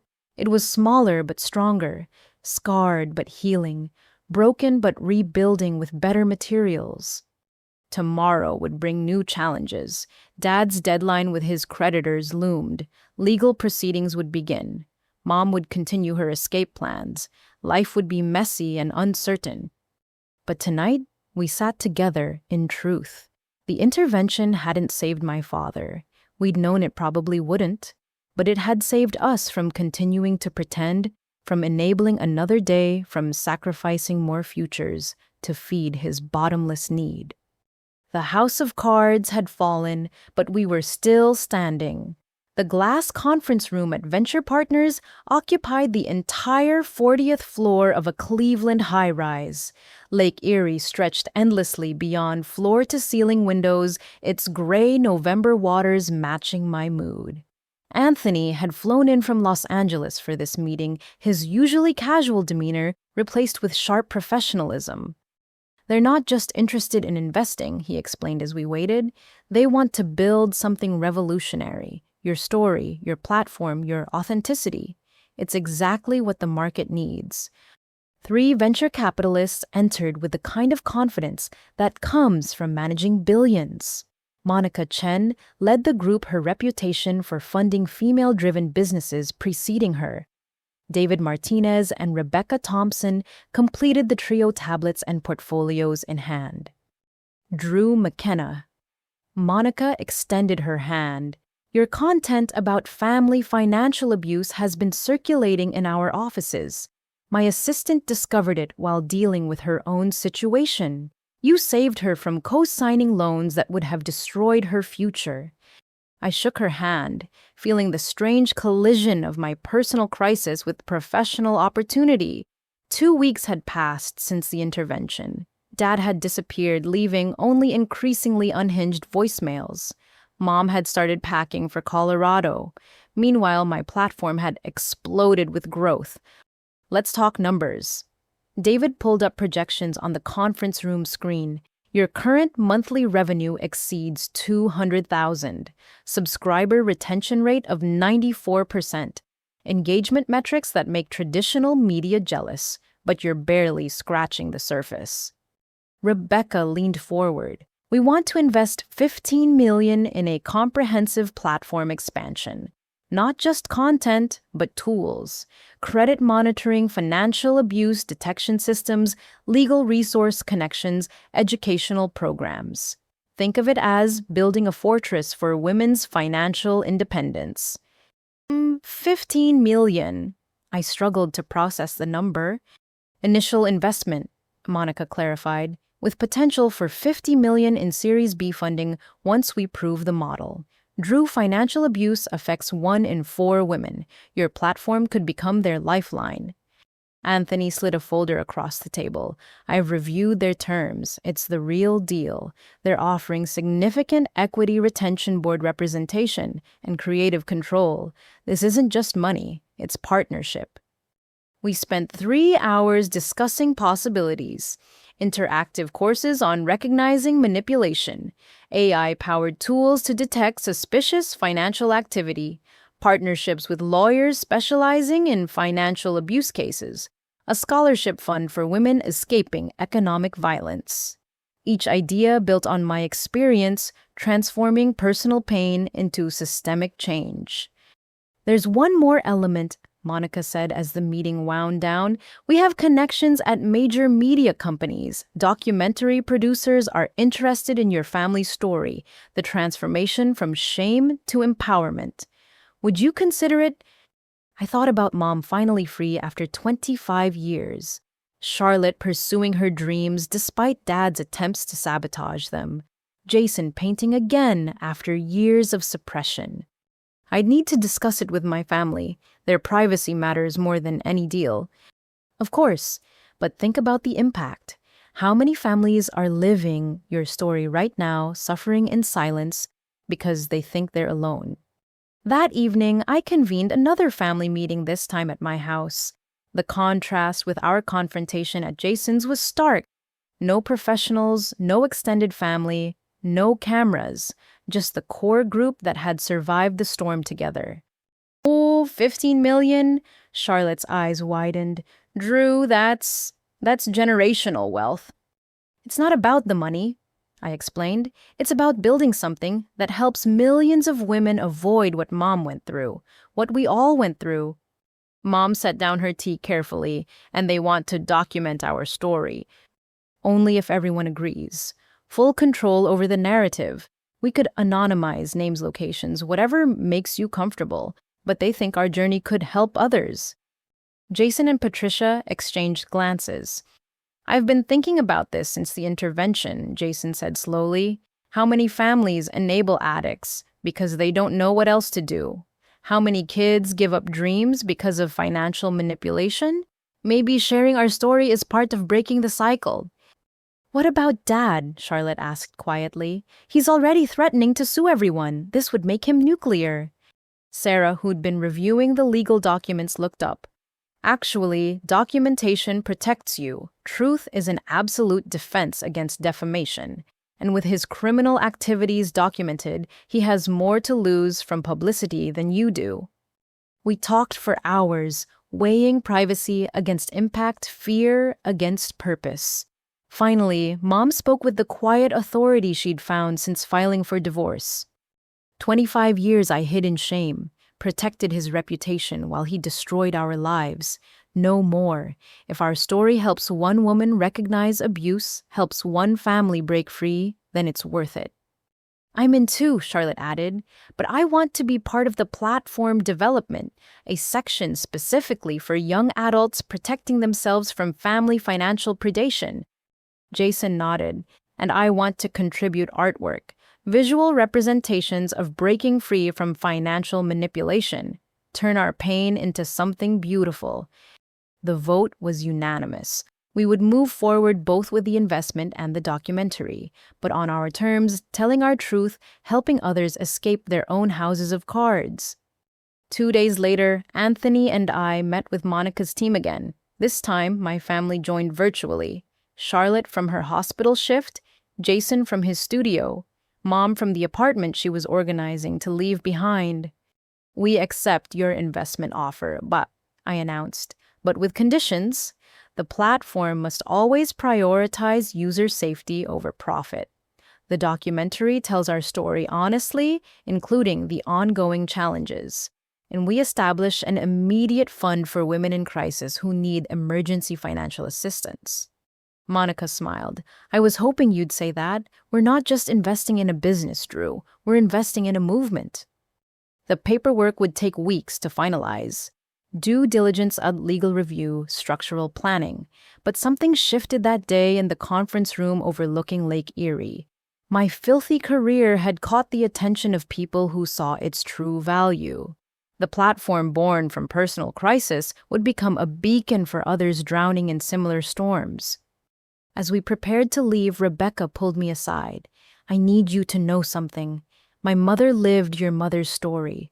40 years of enabling my father's gambling. She died, broke and broken, still making excuses for him. What you're building could have saved her." That evening, I sat in my home office looking at the business plan spreading across my desk. Financial projections, platform architectures, impact assessments. It was overwhelming and exhilarating in equal measure. My phone rang. Unknown number, but I recognized Dad's voice immediately when the voicemail played. "You think you've won turning my family against me, getting rich off destroying your father next Friday, Drew. The people I owe don't care about your venture capital or your documentary. They care about their money. My money. Your money. It's all the same to them." I saved the recording and forwarded it to Sarah and the detective she'd connected me with. Another piece of evidence in a growing file. Another desperate threat from a man who'd lost all leverage except fear. But I wasn't afraid anymore. The platform would launch. The documentary would air. Women would find resources, build independence, recognize abuse before it destroyed decades of their lives. My family would heal separately and together. The investment money would provide security, yes, but more importantly, it would amplify our voice. Every subscriber who recognized their own story in ours. Every woman who froze her credit before a family member could steal it. Every daughter who refused to enable addiction disguised as love. That was the real return on investment, not the millions Monica's firm would eventually see, but the millions of women who would never need to work overnight shifts at 62 to escape, who would never apologize for building something beautiful, who would never accept filthy as the price of family approval. Charlotte texted as I was heading to bed, "Watched your latest video from my break room. 3 nurses asked for the link. Their stories. Drew, we're not alone. We've never been alone." No, we weren't alone. And with $15 million and the backing of people who understood our mission, we never would be again. The girl who'd cried in her childhood bedroom, sick and in debt, had built something powerful enough to protect others from crying in theirs. Next Friday could bring whatever it wanted. We were ready. The federal courthouse in downtown Cleveland felt like entering another world. Metal detectors, security guards, and the weight of justice permeated every marble surface. Sarah walked beside me, her lawyer confidence radiating as we navigated corridors filled with people facing their own reckonings. "Remember, you're a witness, not a defendant," she reminded me. "Tell the truth, provide the evidence, let the system work." The assistant district attorney, Marcus Edwards, had been building a case that started with identity theft and expanded into a web of financial crimes spanning 2 decades. My father's desperate attempts to fund his gambling had created a paper trail that led investigators to places even I hadn't imagined. Ms. McKenna, Ada Edwards, greeted us in a small conference room. "Thank you for coming. Your documentation has been invaluable, but I need to prepare you for what's coming. Your father has been arrested." The words hit differently than I'd expected. Not relief or vindication, just a hollow sadness for what could have been.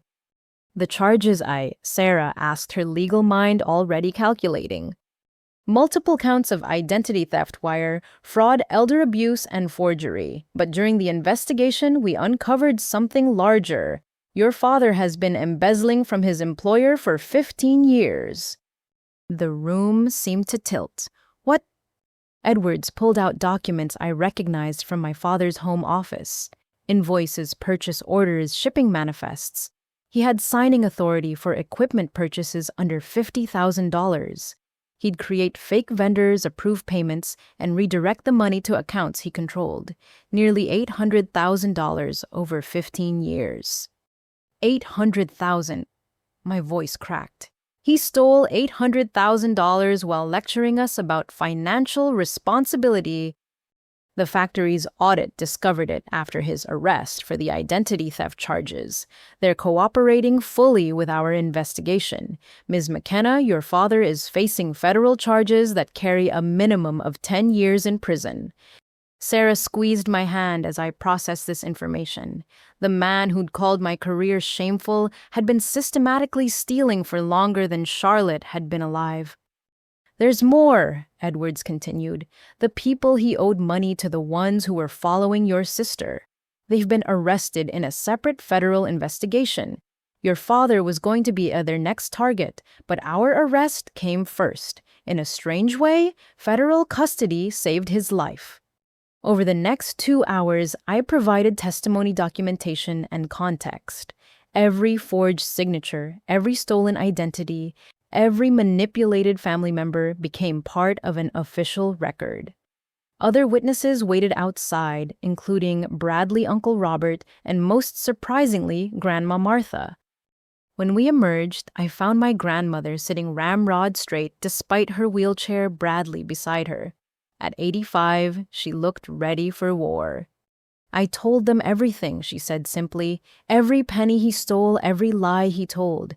That prosecutor has copies of 40 years of bank records. If they want to understand the pattern, they'll see it started with his father and ended with him." "Grandma, I'm sorry you had to—" "Don't apologize for his choices, Drew. I've buried one gambling addict. I won't enable another, even if he is my son." That evening, local news covered the arrest. Cleveland factory supervisor arrested in major embezzlement scheme ran across the screen as reporters detailed the charges. They didn't mention the family connection, but anyone who knew us would recognize the name. My phone exploded with messages. Extended family members who doubted our intervention were suddenly apologetic. Madison sent a long text about feeling manipulated and guilty. Aunt Jennifer called crying, realizing she'd defended a criminal while attacking his victims. Mom watched the coverage from Sarah's guest room, her packed boxes surrounding her. 15 years, she kept repeating. 15 years of stealing while I worked nights to buy groceries. "It's over now," I told her. "He can't hurt us anymore." But I enabled it. If I'd left earlier, reported the forgeries. "Stop!" Charlotte interrupted from the doorway. She'd come straight from the hospital, still in scrubs. "You survived. That's what matters. Now we rebuild."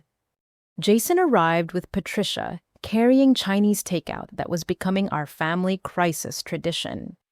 We sat among Mom's moving boxes, eating lo mein while processing the surreal transformation of our father from family patriarch to federal defendant. "The factory called me," Jason said quietly. "HR wants to know if we knew about the embezzlement. They're worried about lawsuits, reputation damage." "What did you tell them?" "The truth. That we discovered the family financial crimes and reported them. That the embezzlement was news to us. They seemed relieved we were cooperating with authorities." Sarah pulled up news on her laptop. "The story's going viral. Family man's double-life gambling addiction leads to federal charges. They're interviewing coworkers who are shocked. Everyone thought he was this upstanding guy. Image was everything to him, Mom said softly. More important than reality, more important than us. Charlotte's phone chimed with an email. Her face went pale as she read. It's from Hopkins. They've heard about the arrest. They want to confirm my funding isn't connected to criminal activity. Forward it to me, I said immediately. The education trust is completely documented. Your money is clean protected and has nothing to do with him. As I drafted a response to Hopkins with Sarah's help explaining the legitimate source of Charlotte's funding, I thought about ripple effects. Dad's crimes weren't just numbers on an indictment. They were Charlotte defending her dreams, Jason explaining to colleagues Mom packing boxes in shame she didn't deserve. 3 days later, we attended the arraignment. Dad entered in an orange jumpsuit and shackles, the physical manifestation of his fall from grace. He'd lost weight, his face gaunt and gray. When his eyes found us in the gallery, I saw a flicker of the father I'd known before it hardened back into defiance. The judge read the charges, 27 counts ranging from identity theft to wire fraud. The embezzlement charges alone could result in decades of imprisonment. Dad pleaded not guilty, his court-appointed attorney looking overwhelmed by the case's scope. Bail is set at $500,000, the judge announced. Given the flight risk and pattern of deception, the defendant will surrender his passport and submit to electronic monitoring if bail is posted. Dad's head whipped toward us, hope flickering in his eyes. Surely his family would help. Surely we understood he needed to be free to fight these charges.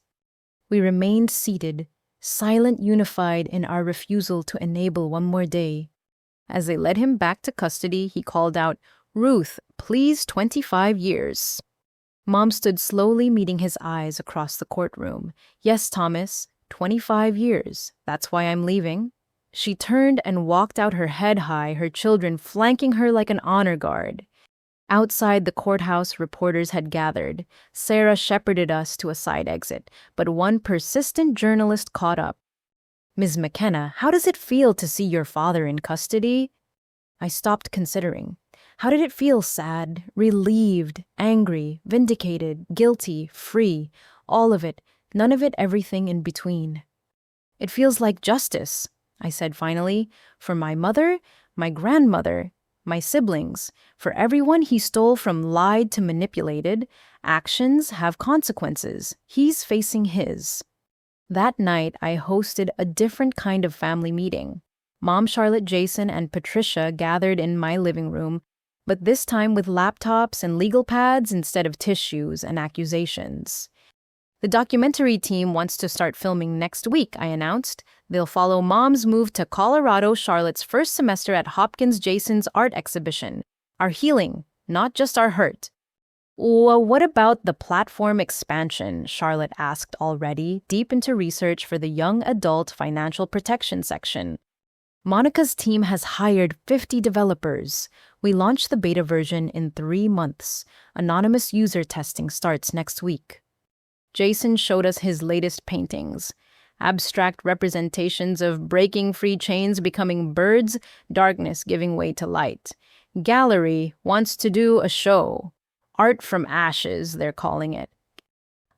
"And the emergency fund?" Mom asked. She'd become passionate about helping women in crisis, remembering her own nights of desperation. "Wow, fully funded. We've already helped 12 women escape financial abuse this month. Emergency hotels, legal consultations, credit repair services. Everything I wish you'd had access to." As we planned and dreamed and rebuilt, I thought about the courtroom, about Dad in orange and shackles. He'd had every opportunity. A loving wife, 3 children who worshipped him, extended family who trusted him. He'd traded it all for the hollow promise of the next bet, the next win that never came. Sarah had explained that with his criminal history, lack of assets, and the strength of evidence, he'd likely take a plea deal. 8 to 12 years, probably. He'd be past 70 when he got out, his wife remarried, his children grown beyond his influence, his mother likely gone. Do you think he understands, Charlotte asked quietly, what he's lost?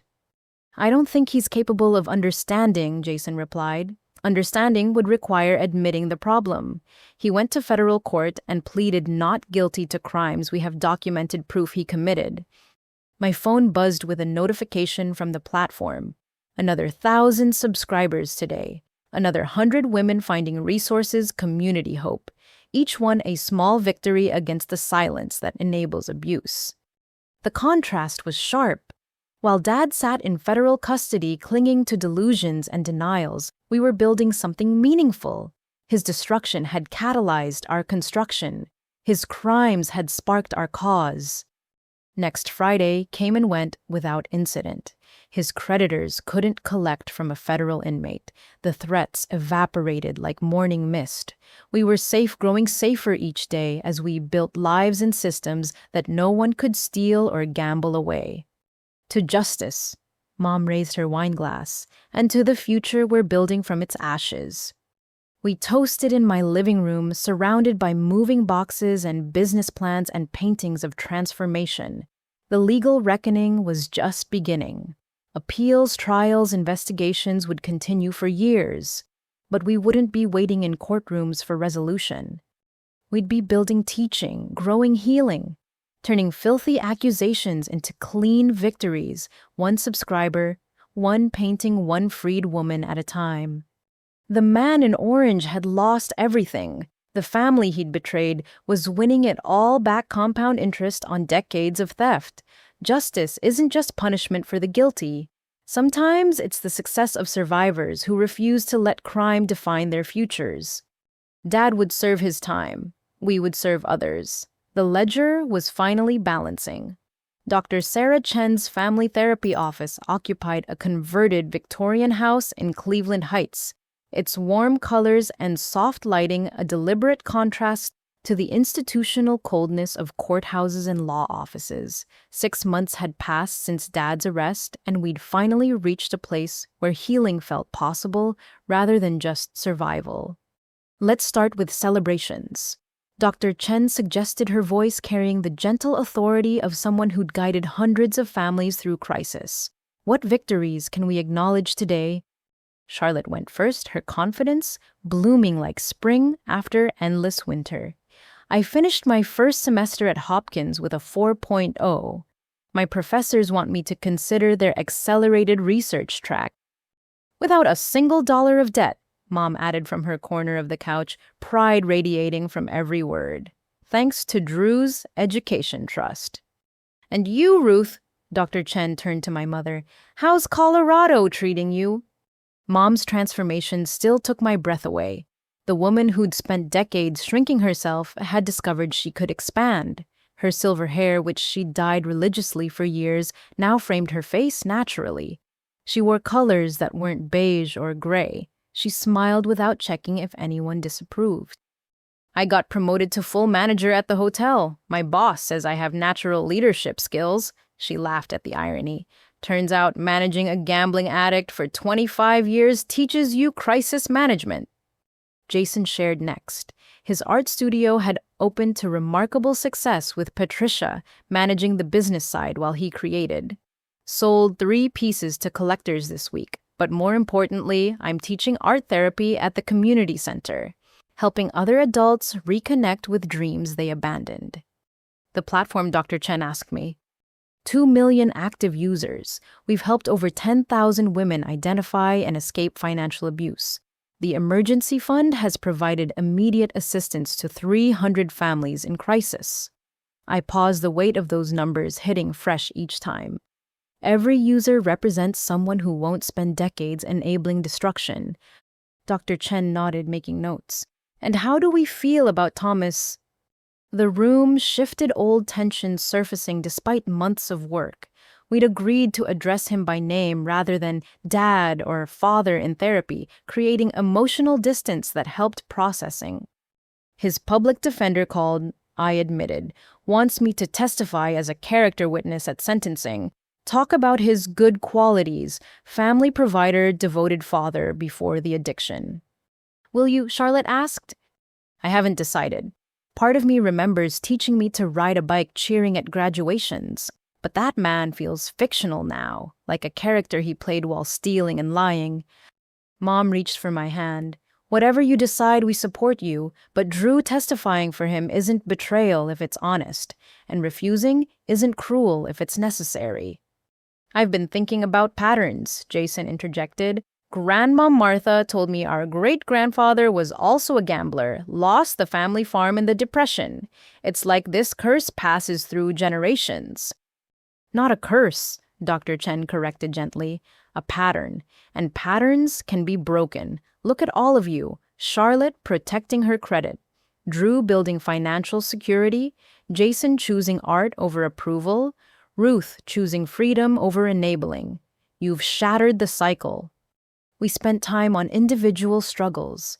Charlotte's guilt over accepting my money, Jason's anger at years of suppression, Mom's grief for the marriage that never really existed, my complicated feelings about success, born from trauma. Healing isn't linear, Dr. Chen reminded us. Some days you'll feel proud of your progress. Others you'll grieve what should have been. Both are valid. Both are necessary. The session ended with an exercise in reframing. Each of us shared one way Thomas's actions had inadvertently led to growth. I learned to protect myself, Charlotte offered, to question authority, verify information, maintain boundaries. I discovered my artistic voice, Jason added. Suppression became expression. I found strength I didn't know existed, Mom continued, and sisters and other women escaping similar situations. I built something meaningful from something painful, I concluded, helped thousands avoid our family's path. Later that week, the documentary crew arrived to film our healing phase. They'd been following our journey for months, capturing both struggles and triumphs. The director, Michelle Rodriguez, had become almost family herself. This isn't just about one family story anymore, she explained over coffee. It's become a movement. The footage of Charlotte at Hopkins Jason's gallery opening, Ruth's promotion ceremony, Drew's platform launch, it shows transformation is possible. They filmed us in ordinary moments. Charlotte studying in her dorm surrounded by textbooks and hope, Mom giving a presentation at her hotel, commanding the room she once would have hidden from. Jason teaching children to paint patience, replacing the frustration he'd inherited. Me responding to user messages, each one a reminder of purpose. The scholarship fund had grown beyond imagination. My partnership with Monica's firm included dedicating 10% of profits to education grants for women affected by family financial abuse. We'd funded nursing degrees, art programs, small business launches. Each success story felt like redemption for Charlotte's almost stolen dreams, Jason's abandoned paintbrushes, Mom's midnight Walmart shifts. One morning, a letter arrived that changed everything. Thomas's therapist at the Federal Detention Center had reached out through official channels. He'd been attending mandatory counseling, initially resistant, but slowly engaging. The therapist couldn't share details, but suggested Thomas had written letters to each of us as part of his treatment. We could choose to receive them or not. We held an emergency family meeting over video chat. Mom from Colorado, Charlotte from Baltimore, Jason, and Patricia from their home, me from my office. The possibility of words from Thomas created ripples of old anxiety. I don't want to read it, Jason said immediately. I'm finally free from his voice in my head. Why invite it back? I'm curious, Charlotte admitted. Not hopeful, just curious. What could he possibly say? Mom sat quietly before responding. I'll read mine. Not for him, for me. To see if 25 years taught me to recognize manipulation versus genuine accountability. We agreed to individual choices. The therapist would send letters only to those who consented. No pressure, no timeline, no obligation to share contents with each other. 3 weeks later, I sat in my home office holding an envelope marked with federal prison stamps. My name in Thomas's handwriting made my chest tight. Sarah had offered to be present when I opened it, but this felt necessary to face alone. The letter was shorter than expected. No excuses, no justifications, no requests, just acknowledgments. He'd stolen my identity and credit. He'd used my achievements as weapons against my siblings. He'd prioritized image over truth, addiction over family. He understood if I never forgave him, he was learning to live with consequences. The final paragraph stopped me cold. Your platform saves women from men like me. I'm proud of what you built from what I broke. That's not manipulation or seeking favor. Just truth I'm learning to tell. The career I called filthy is the cleanest thing our family ever produced. I set the letter aside, processing emotions that refused clean categories. Not forgiveness, not yet. Maybe never. But something had shifted in reading accountability where denial once lived. Charlotte called that evening. She'd received her letter too. He apologized for trying to steal my future. Said Hopkins was mine to earn and yours to gift, never his to gamble. It felt real. Real doesn't mean reconciliation, I reminded her. He's facing 12 years. Accountability might be genuine without changing our boundaries.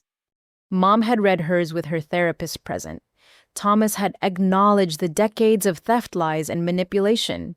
He'd released all claims on marital assets, agreeing to the divorce without contest. Most surprisingly, he'd thanked her for leaving, saying it forced him to face what staying would have continued enabling. Jason maintained his boundary, unopened letter returned to sender. Maybe someday, he said, but not today. Today I'm painting. Today I'm free.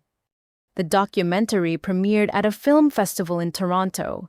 We attended together our first public appearance as a family reborn from ashes. Watching our story on screen felt surreal. The Thanksgiving explosion, the revelations, the intervention, the arrest, but also the rebuilding. Charlotte in her white coat, Jason's art-filling gallery walls, Mom confident in Colorado sunshine, me at my desk, building futures from ruins. The audience gave a standing ovation. During the Q&A, a woman stood up crying, "My father gambles, my mother enables. I thought I was alone.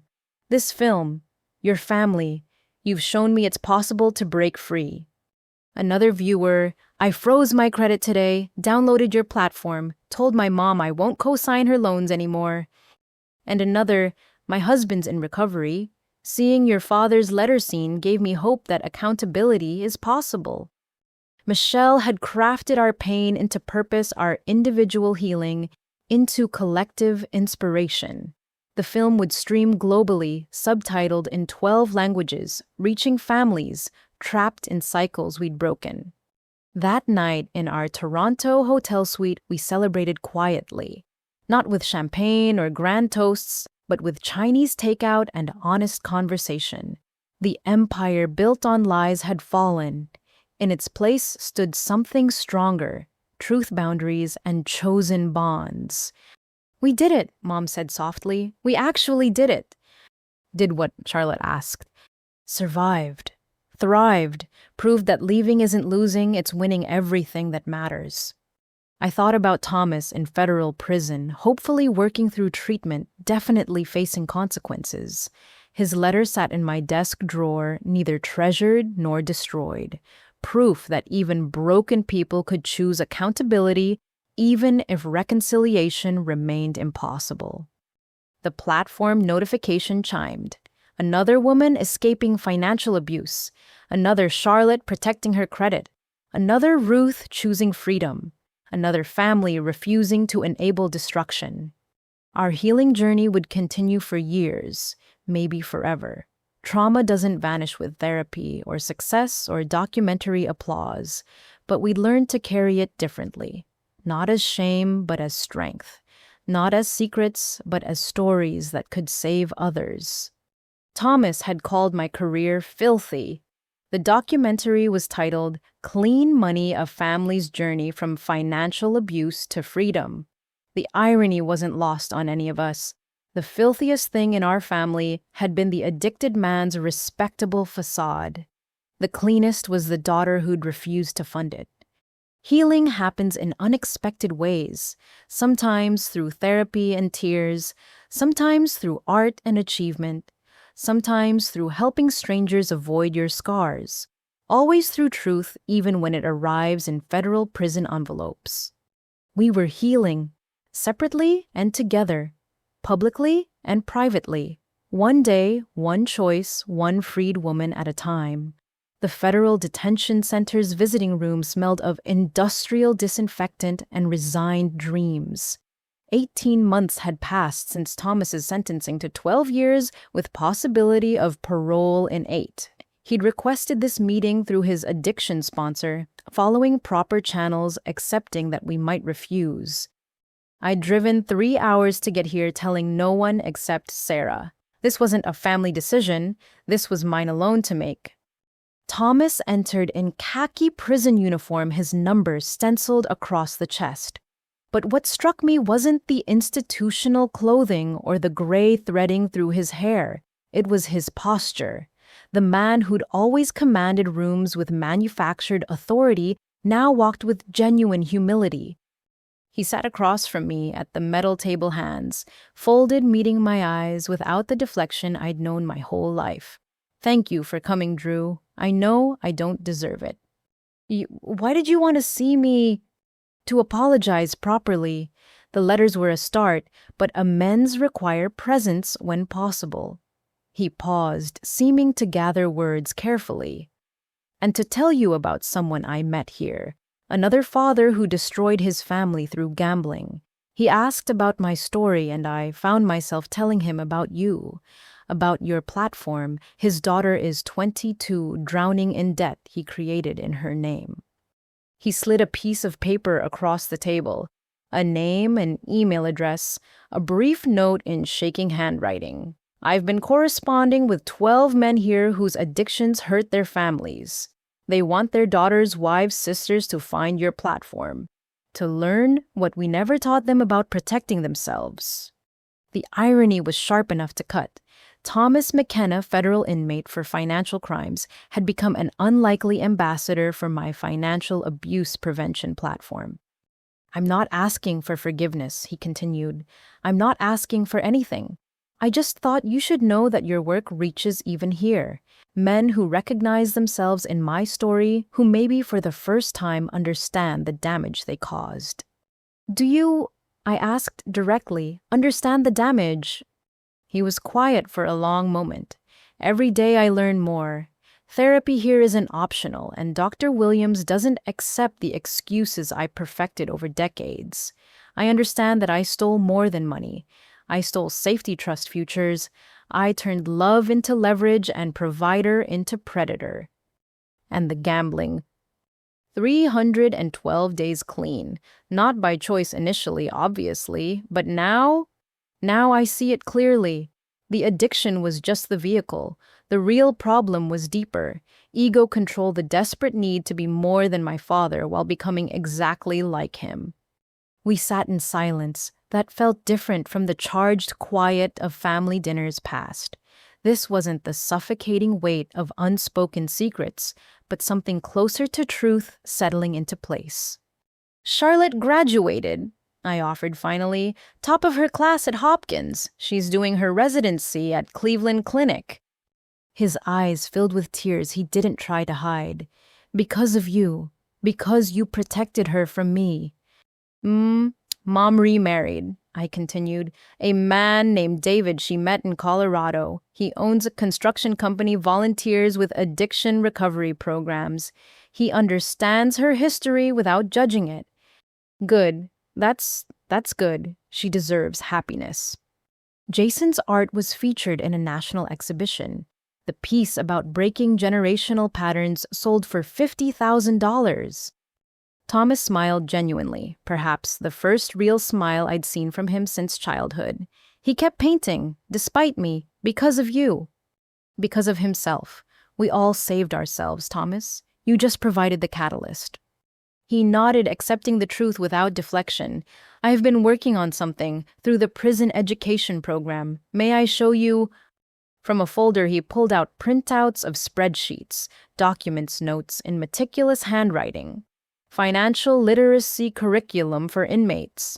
Real education about credit debt, the true cost of gambling.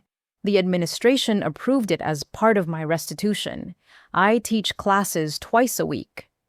The pages showed lesson plans, budget worksheets, testimonials from other inmates. The man who'd hidden financial devastation for decades was now teaching transparency to others who'd followed similar paths. This inmate Rodriguez, he's getting out next month. He'll leave knowing how to check his credit report, understanding compound interest, recognizing predatory lending. His kids won't suffer what mine did. Why are you showing me this? Because I want you to know that destruction can become construction even here. That your example of building something meaningful from pain inspired even someone who caused the pain. That maybe possibly the man you knew as your father is learning to be something better even if it's too late for us. Or the guard signaled 5 minutes remaining. Thomas leaned forward, slightly careful not to violate the no-contact rules. Drew, I need to tell you something about that Thanksgiving. When I called your career filthy when I threw you out, I'd lost $80,000 that week. The loan sharks had sent photos of Charlotte at the hospital. I was terrified, desperate, and you were successful, strong, everything I pretended to be but wasn't. So I attacked you, hoping anger would make you cave, give me money to save myself while destroying you. I know, I said quietly. I figured that out long ago. But did you know this? That night after you left, your mother told me something. She said, our daughter just showed more integrity in 5 minutes than you have in 25 years. Her career saves people. Yours destroys them. Who's really filthy here? It was the beginning of her finding strength to leave. Time was up. We stood simultaneously, two people who shared DNA but had become strangers, then enemies, now something undefined but no longer hostile. Thomas, I said as guards prepared to escort him back, I'll never fully forgive you. Too much damage, too many lies. But I can acknowledge growth, change. The man teaching financial literacy isn't the man who stole my identity. That matters. It's more than I deserve. Thank you, Drew, for coming, for listening, for becoming everything I couldn't. I drove home in contemplative silence, processing the encounter. At a rest stop, I called the number he'd given me. Rodriguez's daughter answered on the third ring, suspicious, until I explained who I was. My dad's in prison with someone named Thomas. He said you could help. Her voice was young, scared, tired in ways I recognized. I can help. Tell me what's happening. For an hour, I listened to a familiar story. Accounts opened without permission, credit destroyed before she could build it, family enabling disguised as love. By the call's end, she had a plan freeze credit document. Everything, find local resources, join our platform's support community. Why are you helping me? She asked finally. Because someone should have helped my mother 25 years ago. Because your father is trying to change even from prison. Because you deserve better than inheriting his consequences. That evening, I shared the visit with my inner circle. Charlotte was skeptical but curious. Jason remained protective of his boundaries. Mom listened thoughtfully before responding. People can change, Drew. Not always, not completely, but sometimes enough to matter. What you do with that change is your choice, but I'm proud you went. Proud you can see growth without forgetting damage. Sarah, ever practical, had researched the prison's education program. His financial literacy curriculum is legitimate, well-designed, trauma-informed, effective. Whatever else he is, he's become a good teacher. The platform's emergency fund had grown to help 50 families per month. We'd partnered with credit agencies to provide free monitoring for abuse survivors. The documentary had sparked legislation in 3 states protecting family identity theft victims. Every success felt like redemption for failures we'd survived. But Thomas's transformation limited, and late as it was added complexity to our narrative. The villain of our story was writing his own redemption arc one prison class at a time. It didn't erase his crimes or heal our wounds, but it suggested that even broken people could choose repair, even if reconciliation remained impossible. That night, I updated our platform's resource section, added information about family members in recovery, the complicated grief of watching abusers change too late, the validity of maintaining boundaries despite growth. Because Thomas wasn't unique. Thousands of families navigated similar complexity. His financial literacy students sent a group thank you through Rodriguez, 20 men learning what they'd never been taught, preparing to rebuild without repeating destruction, each one representing children who might escape their father's patterns. I'd entered that prison expecting the same deflection and denial. Instead, I'd found accountability and action. The man teaching inmates to protect their family's credit was the same one who destroyed ours. Both truths existed simultaneously, neither canceling the other. Change doesn't erase consequence. Growth doesn't guarantee reconciliation. But sometimes in federal detention centers and midnight conversations, broken people choose to break cycles instead of continuing them. Thomas would serve his remaining years teaching what he'd failed to practice. We would continue building what he'd tried to tear down. Parallel paths that would never reconverge but no longer actively diverged. The unexpected return wasn't to our family or our trust. It was to humanity, to the possibility that even those who'd caused deep damage could choose to prevent it in others. That was enough. More than enough. It was everything. The November air carried memories as I prepared my home for a different kind of Thanksgiving. 3 years after that explosive dinner that shattered our family's facade, we were gathering again. But everything had changed, been rebuilt, reformed on foundations of truth rather than pretense. Charlotte arrived first radiant in her second-year residency confidence. She'd driven from Cleveland Clinic, where she was becoming known for her compassionate work with addiction-affected families. Behind her, Marcus Thompson carried dishes and wine, the fellow resident who'd stood by her through our family's public unraveling and private healing. Marcus got into the fellowship program, Charlotte announced, beaming as she arranged flowers. We'll both be at the clinic for at least 3 more years. Jason and Patricia followed his latest paintings, carefully wrapped for later reveal. The art therapy program he'd founded had expanded to 3 community centers, helping dozens reconnect with suppressed creativity. Patricia's business acumen had transformed Jason's passion into sustainable impact. 50 kids in the program now? Jason reported, helping arrange chairs. One just got a full scholarship to art school, said my story inspired him to fight for his dreams despite family pressure. Mom's arrival from Colorado felt like sunshine entering the room. David beside her, steady and kind, the opposite of everything we'd known in a father figure. They'd married quietly 6 months ago, a small ceremony focused on new beginnings rather than old endings. Her silver hair caught light as she hugged each of us, no longer the diminished woman who'd worked midnight shifts in secret shame. The hotel wants me to speak at a conference, she shared, unpacking her contributions to dinner, about rebuilding after financial abuse. They're creating a whole program around second chances for women starting over. Sarah arrived with her partner Emma, both lawyers, now specializing in financial abuse cases. The guest room that had sheltered Mom during escape planning had become a symbol of friendship transcending crisis. State legislature passed the Identity Theft Protection Act, Sarah announced, the one-year documentary inspired. Parents can no longer take credit in minor children's names without court oversight. It's called Charlotte's Law. Charlotte blushed at the recognition.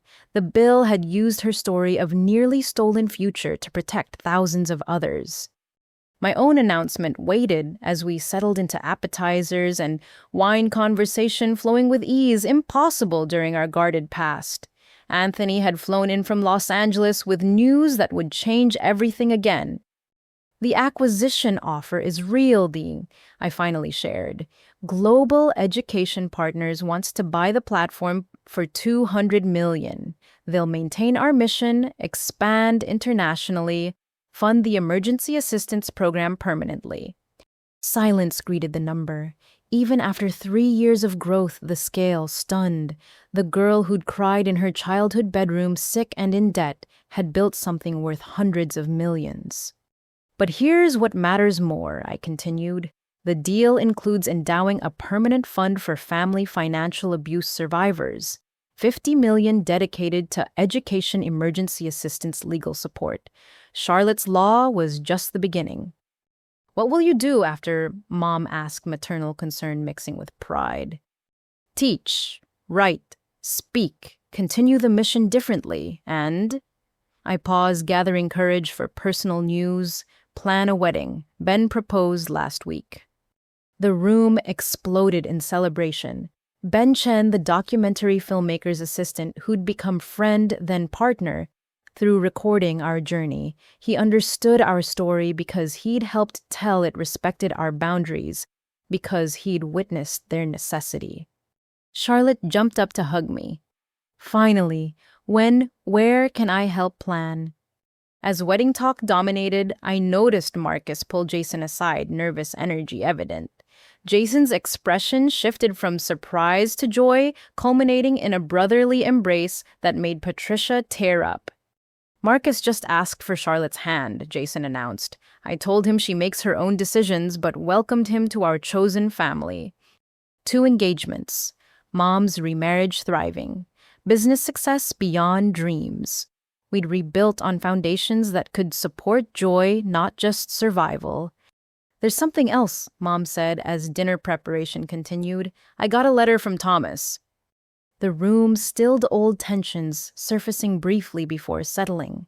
We'd learned to hold his existence in perspective, neither dominating nor denied.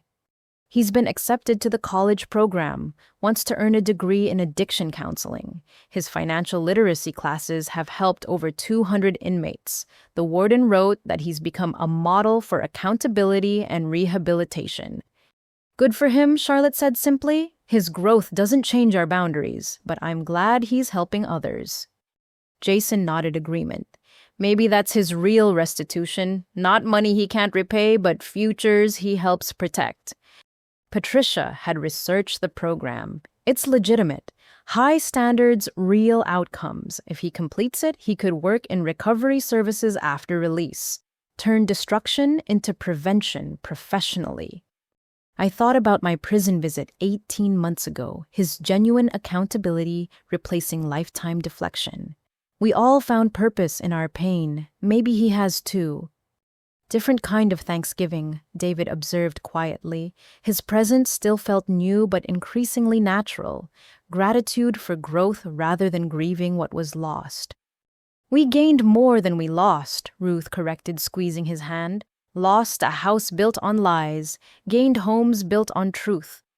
As we prepared the meal together, the collaborative ease felt revolutionary. No one person carrying secret burdens while others remained oblivious. No performative harmony masking dysfunction. Just real people who'd survived crisis together, choosing continued connection. Charlotte and Marcus announced their engagement officially over dinner, planning a small wedding next spring. Nothing fancy, Charlotte insisted, just family, real family celebrating honestly. Ben and I are thinking fall, and I added, outdoor ceremony at Jason's art center, beauty from ashes, literally. 3 weddings in 1 year, Mom marveled, from destruction to celebration. Who could have imagined? The platform acquisition would close in January. Anthony had negotiated brilliantly, ensuring our mission survived corporate transition. The emergency fund had helped over 3,000 families. The documentary won awards while sparking global conversations about family financial abuse. But sitting around my dining table, none of that mattered as much as Charlotte's laughter, Jason's artistic confidence, Mom's remarriage joy. Success meant nothing without people to share it, especially people who'd walked through fire together. A toast. Sarah proposed, raising her glass, to families of choice and chance, to building new foundations on cleared ground, to gratitude that includes but transcends giving thanks. To Mama, I added, who showed us leaving isn't losing. To Drew, Charlotte continued, who proved success is the best response to shame. To Jason, Mom offered, who chose art over approval. To Charlotte, Jason finished, who protected her future fearlessly. To Thomas, Patricia said quietly, surprising everyone, whose destruction catalyzed our construction. May his rehabilitation inspire others. We drank to complexity, to growth, to futures unimaginable during that horrible Thanksgiving 3 years past. The family meeting that exploded in accusation had reformed in celebration. After dinner, Jason unveiled his paintings, abstract representations of transformation darkness, yielding to light chains becoming wings. The centerpiece would hang in the reception area of Charlotte's Law Foundation, the nonprofit we'd create with acquisition proceeds. I want to paint your wedding, he told me, not photograph, paint, capture emotion beyond images. Marcus and Charlotte discussed their residency schedules, planning honeymoon windows between rotations. Mom and David shared Colorado adventure plans, their retirement secured by careful planning rather than desperate scrambling. Ben arrived as dessert was served, apologizing for documentary editing delays. He fit naturally into our reconfigured family, understanding our journey intimately while respecting its ongoing nature. The sequel's almost done, he reported. From crisis to construction, a family rebuilt. Festivals are already interested. As evening deepened, we migrated to my living room, the same space where we'd planned interventions and escapes. Now it hosted engagement celebrations and business victories. The furniture remained, but everything else had transformed. Charlotte pulled me aside while others chatted. Do you ever think about what would have happened if Madison hadn't exposed you, if that Thanksgiving never exploded? We'd still be enabling, I answered honestly. Mom would be working nights. You'd have signed those predatory loans. Jason would still suppress his art, and I'd be hiding success instead of sharing it. So Madison accidentally saved us. Truth saved us. Madison just lit the fuse. The explosion was inevitable. My phone chimed with platform notifications. Another 1,000 women joining today. Another 100 emergency grants approved. Another dozen families breaking cycles of financial abuse. The ripples spread infinitely from our singular story. What drives the platform after acquisition? Mom asked. Practical, despite celebration. Same mission, bigger reach. They want me to lead global expansion for 2 years. Create programs in 50 countries. Different cultures, same patterns of financial abuse. We're hiring regional experts partnering with local organizations. Will you travel constantly? Charlotte worried. Some, but home base remains here. Ben's documentary work is portable. We'll manage. Sarah had been reviewing legal structures. The foundation will be ironclad. Permanent funding for emergency assistance education legal support. Your story becomes scaffold for countless others. As the evening wound down, each couple preparing to leave, I felt profound gratitude. Not the surface thankfulness of old family dinners, but deep appreciation for journeys, traveled trial, survived love, rebuilt on honest ground. Same time next year, Jason asked at the door. Always, I confirmed. New tradition, honest Thanksgiving. With weddings to plan, Charlotte added excitedly, and foundations to build, Mom contributed. And stories to tell, Ben finished. After everyone left, I sat in my quiet house, reflecting on transformation. The platform that began as desperate survival had become global movement. The family destroyed by secrets had rebuilt on truth. The career called filthy had cleaned generations of shame. My father sat in federal prison teaching financial literacy, slowly earning a counseling degree. We'd never reconcile fully trust broken beyond repair, but parallel redemption was possible. He'd save other families from his mistakes while we built futures from his wreckage.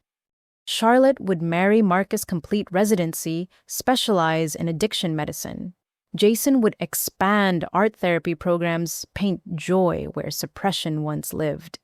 Mom would speak nationally about financial abuse, recovery, silver-haired wisdom replacing decades of silence. And I would shepherd our story into global impact. $200 million transforming pain into prevention shame, into strength destruction, into construction. The new foundation wasn't just financial, it was emotional, relational, spiritual, built on cleared ground where lies once grew strong enough to support whatever came next.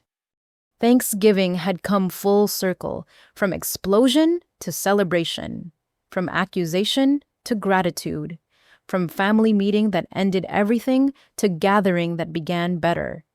The dishes could wait.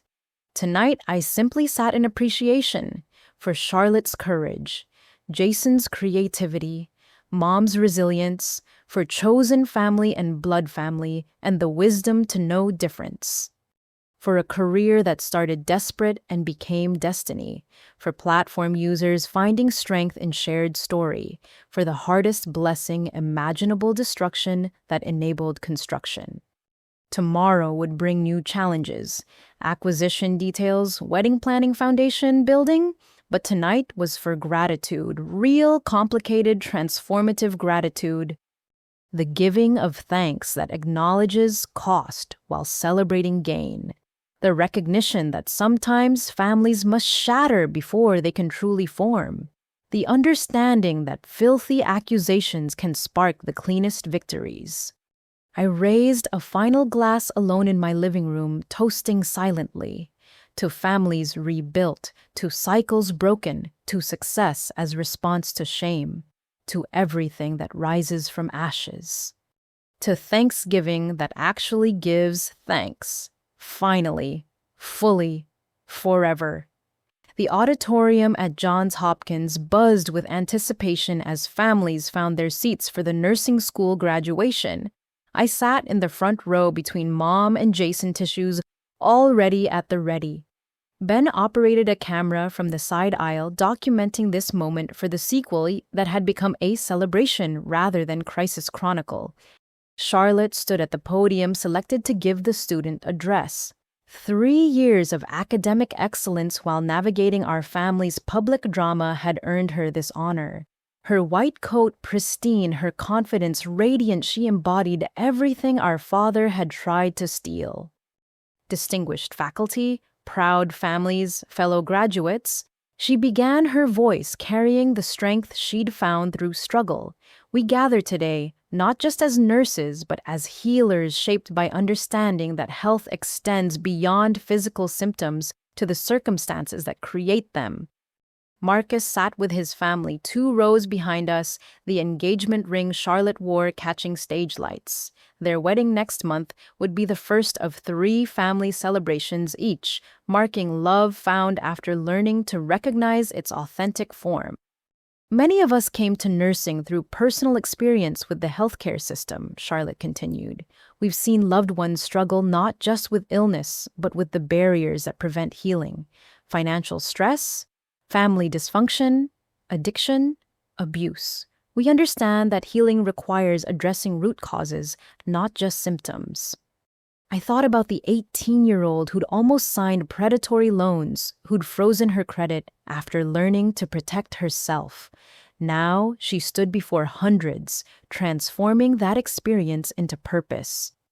My family's story is public knowledge, she said, addressing what everyone knew but had politely avoided discussing.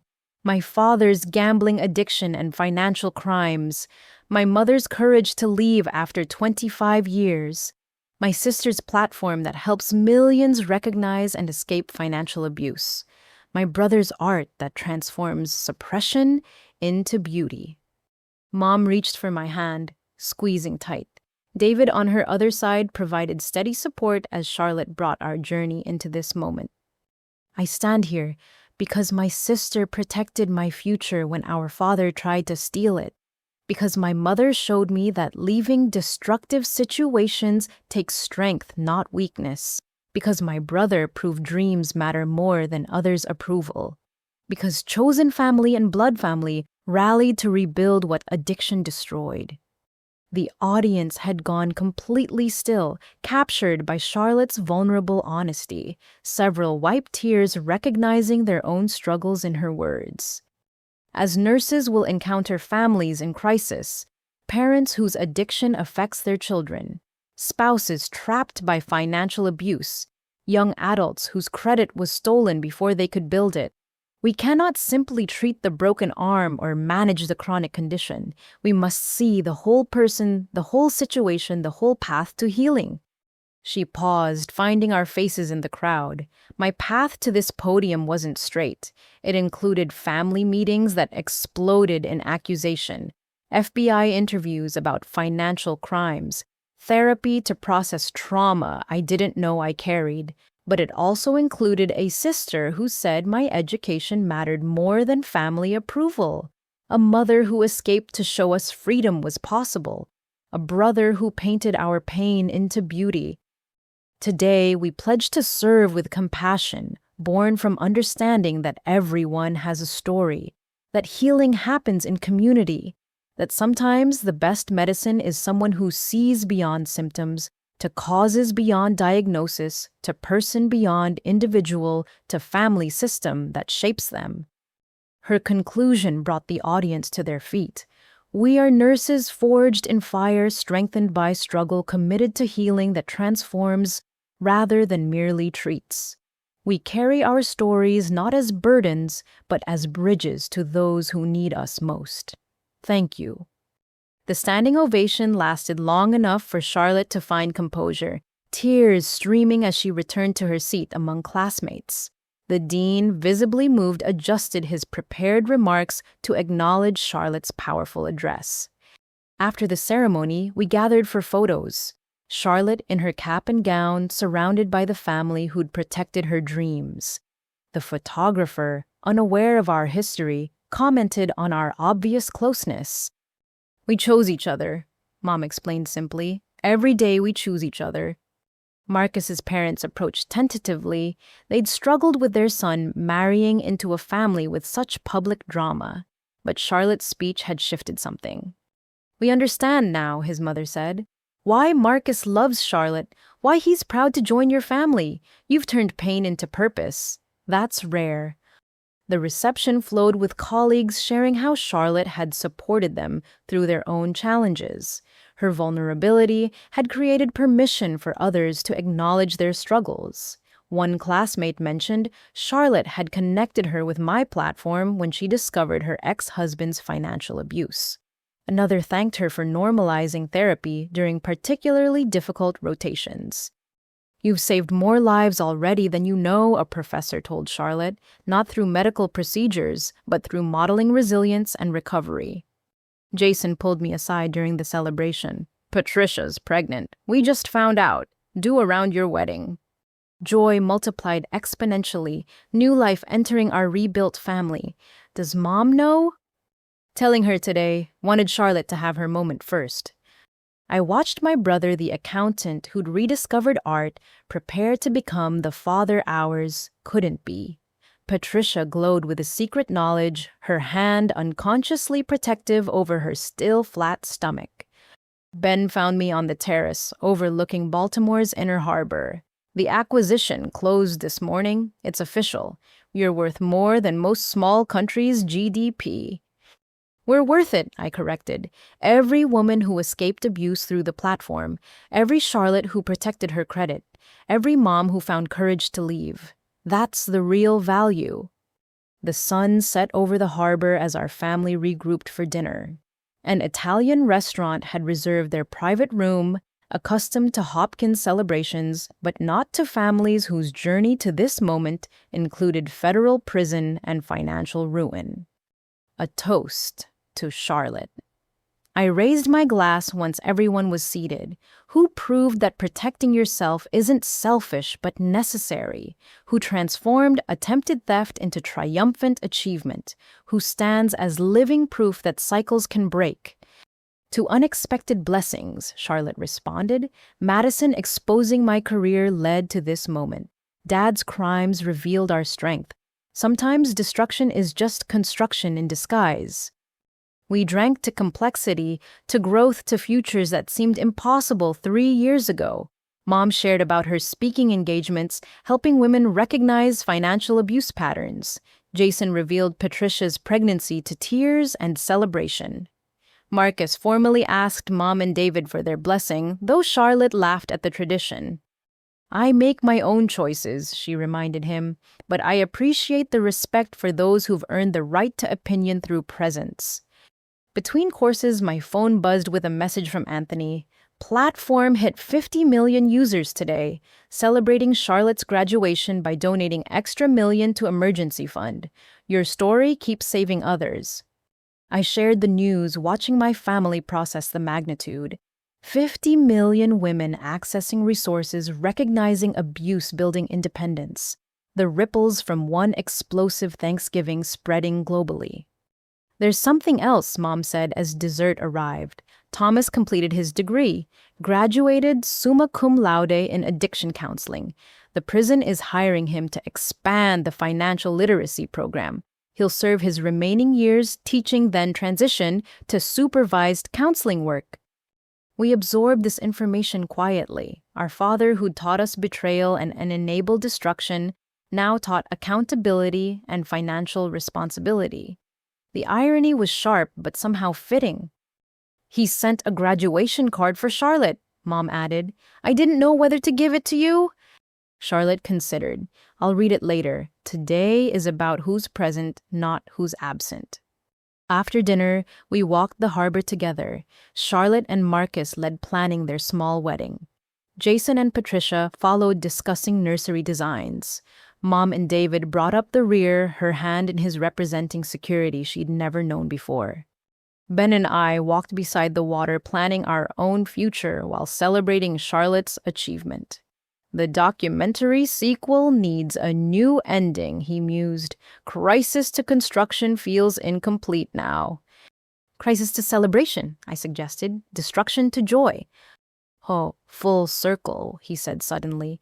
You've come full circle. From family meeting that destroyed to graduation that celebrates. From shame to pride. From hidden success to global impact. He was right.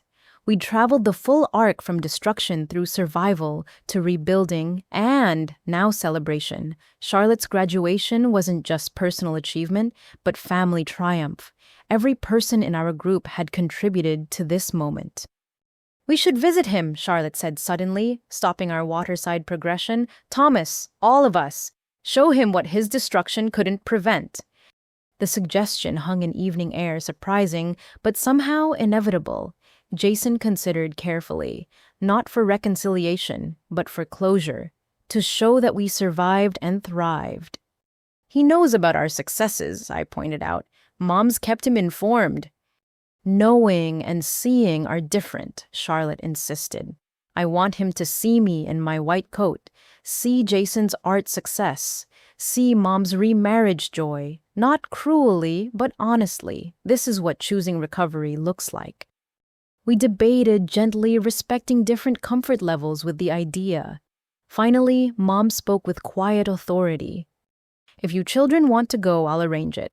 One visit, together, not to hurt or heal, but to acknowledge. He's Charlotte's father, Jason's father, Drew's father. That doesn't change even if our relationships have. The decision felt right. Not forgiveness, which remained each person's individual choice. Not reconnection, which trust made impossible, but acknowledgement that our stories remained intertwined even as paths diverged. Charlotte's graduation day ended with us back at my house looking through photo albums Mom had saved. Pictures of Charlotte as a baby, Jason's first art attempts, my early academic achievements. The father in those photos looked happy, present, loving. Somewhere between those moments and federal prison addiction had stolen him while we weren't watching. We'll see him, Jason decided, once, together. Then we continue forward. Oh, forward, but informed by the past, Charlotte added. Like I tell patients, you can't heal what you don't acknowledge. As the evening ended and family dispersed to hotel rooms and homes, I sat with Charlotte on my porch. Tomorrow she'd return to Cleveland Clinic, beginning specialized residency in addiction medicine. Tonight, she was still my baby sister who'd survived attempted theft to achieve dreams. Thank you, she said quietly, for protecting me when I couldn't protect myself, for showing me strength I didn't know I had, for proving success isn't selfish but generous when shared. Thank you, I responded, for trusting me with your education, for breaking the pattern of enabling, for becoming the healer our family needed but didn't have. We sat in comfortable silence, processing the day's full circle moment, from destruction to celebration, from crisis to joy, from a family meeting that shattered illusions to graduation that confirmed realities. Marcus is lucky, I told her. We're all lucky, she corrected. We survived, we rebuilt. We're celebrating instead of still enabling. That's not luck. That's choice meeting opportunity. Tomorrow would bring new challenges. Wedding planning platform, expansion, pregnancy navigation. But tonight was for savoring. Charlotte's achievement, family reconstruction, the full circle of pain transformed into purpose. Johns Hopkins had graduated another class of nurses, but Charlotte McKenna, whose father tried to steal her future for gambling debts, whose sister protected her dreams with filthy career earnings, whose mother escaped after 25 years, Charlotte stood unique among them. She'd learned healing happens in community, that symptoms point to systems, that sometimes the best medicine is someone who understands because they've survived similar sickness.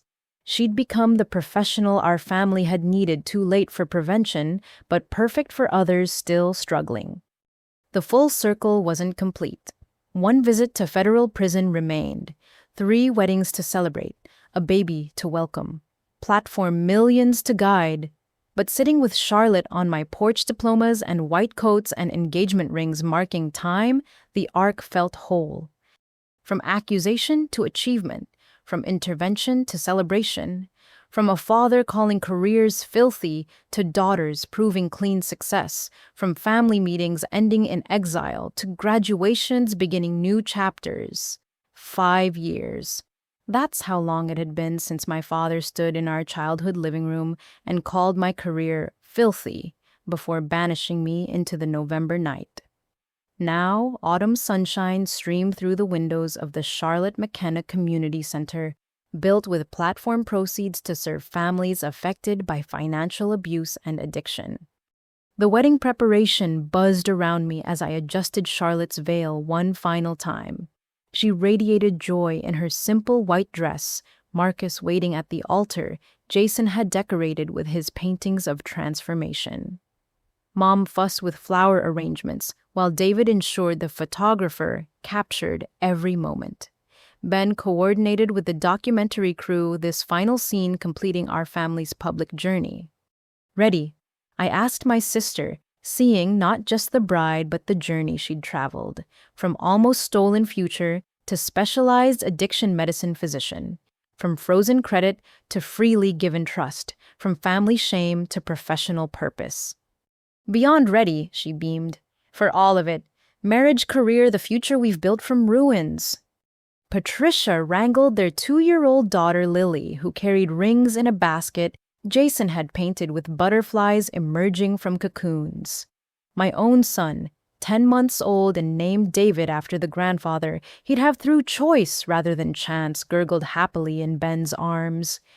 The ceremony space filled with chosen family and blood relatives who'd proven themselves through presence rather than obligation. Grandma Martha, now 90 and still sharp, held court from her wheelchair. She'd lived to see her son imprisoned for crimes she'd tried to prevent by teaching different values. but she'd also lived to see her grandchildren transform that legacy into something beautiful. As Charlotte and Marcus exchanged vows, I thought about circles and cycles, patterns and choices. My father had taught us through negative example that addiction destroys while accountability builds. That image matters less than integrity. That love means truth, not enabling. The rings you exchange, the officiant continued, represent not just your commitment to each other, but to breaking cycles that trapped previous generations. Your love, built on honesty and mutual respect, creates new patterns for the children who will follow. Thomas watched via tablet from the federal facility's common room, special permission granted for this moment. He'd served 5 years of his sentence teaching financial literacy to hundreds of inmates, completing his counseling degree, writing letters of accountability we sometimes read and sometimes didn't. His presence, even digitally mediated, marked how far we'd all traveled. Charlotte had insisted on including him this way. "He's still my father," she'd explained. "His crimes don't erase that." Watching his daughter marry well, succeed professionally, build the life he nearly stole that's justice and mercy combined. During the reception, I gave the maid of honor speech I'd rewritten 12 times, trying to capture our journey without dwelling in darkness.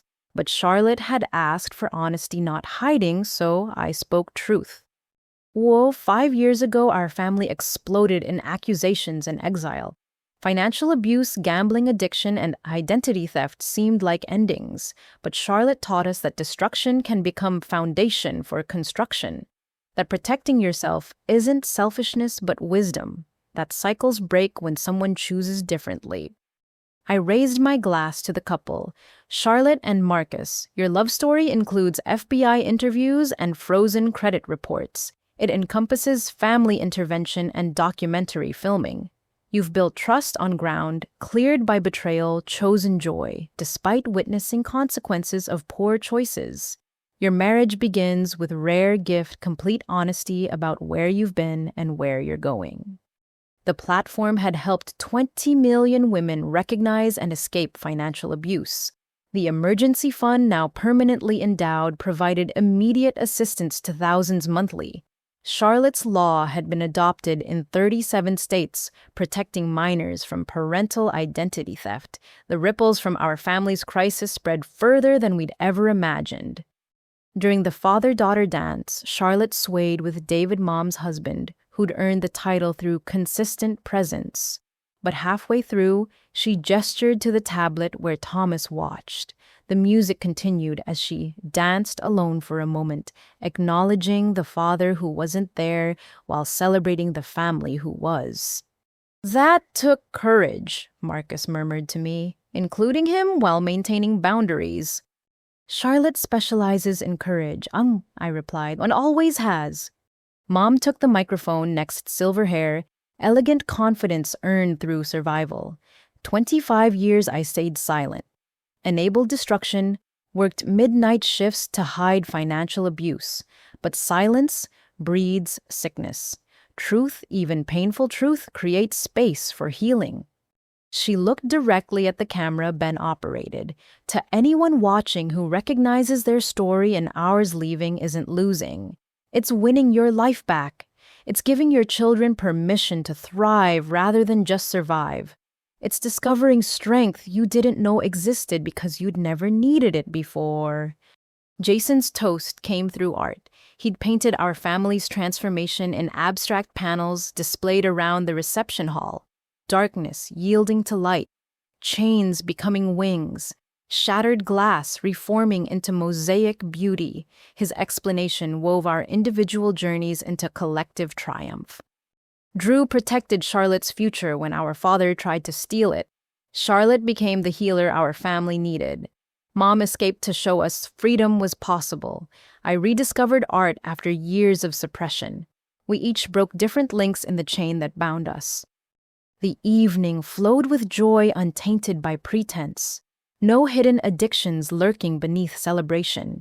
No enabled destruction masquerading as family loyalty. Just honest people who'd survived crisis together, choosing continued connection despite having every reason to scatter. Anthony flew in from Los Angeles with news that made me momentarily dizzy. Netflix wants to create a series based on your platform's origin story, fictionalized but inspired by true events. They're offering enough to fund the foundation for decades. I found quiet space to process this development. Our family's pain potentially becoming global entertainment felt surreal. But if handled correctly, it could help millions more recognize their own situations in our story. Thoughts? Ben asked, finding me on the terrace overlooking the center's garden where addiction recovery meetings happen daily. We've been public about our journey from the beginning. If a series helps more women freeze their credit before theft, recognize gambling addiction, before decades pass leave, before enabling becomes identity, then yes. Even if it means reliving the worst moments, especially then, our worst moments became our greatest teachers. As the reception continued, I noticed moments that captured our transformation. Charlotte consulting with a guest whose daughter struggled with family financial abuse. Jason discussing art therapy with parents of addiction-affected children.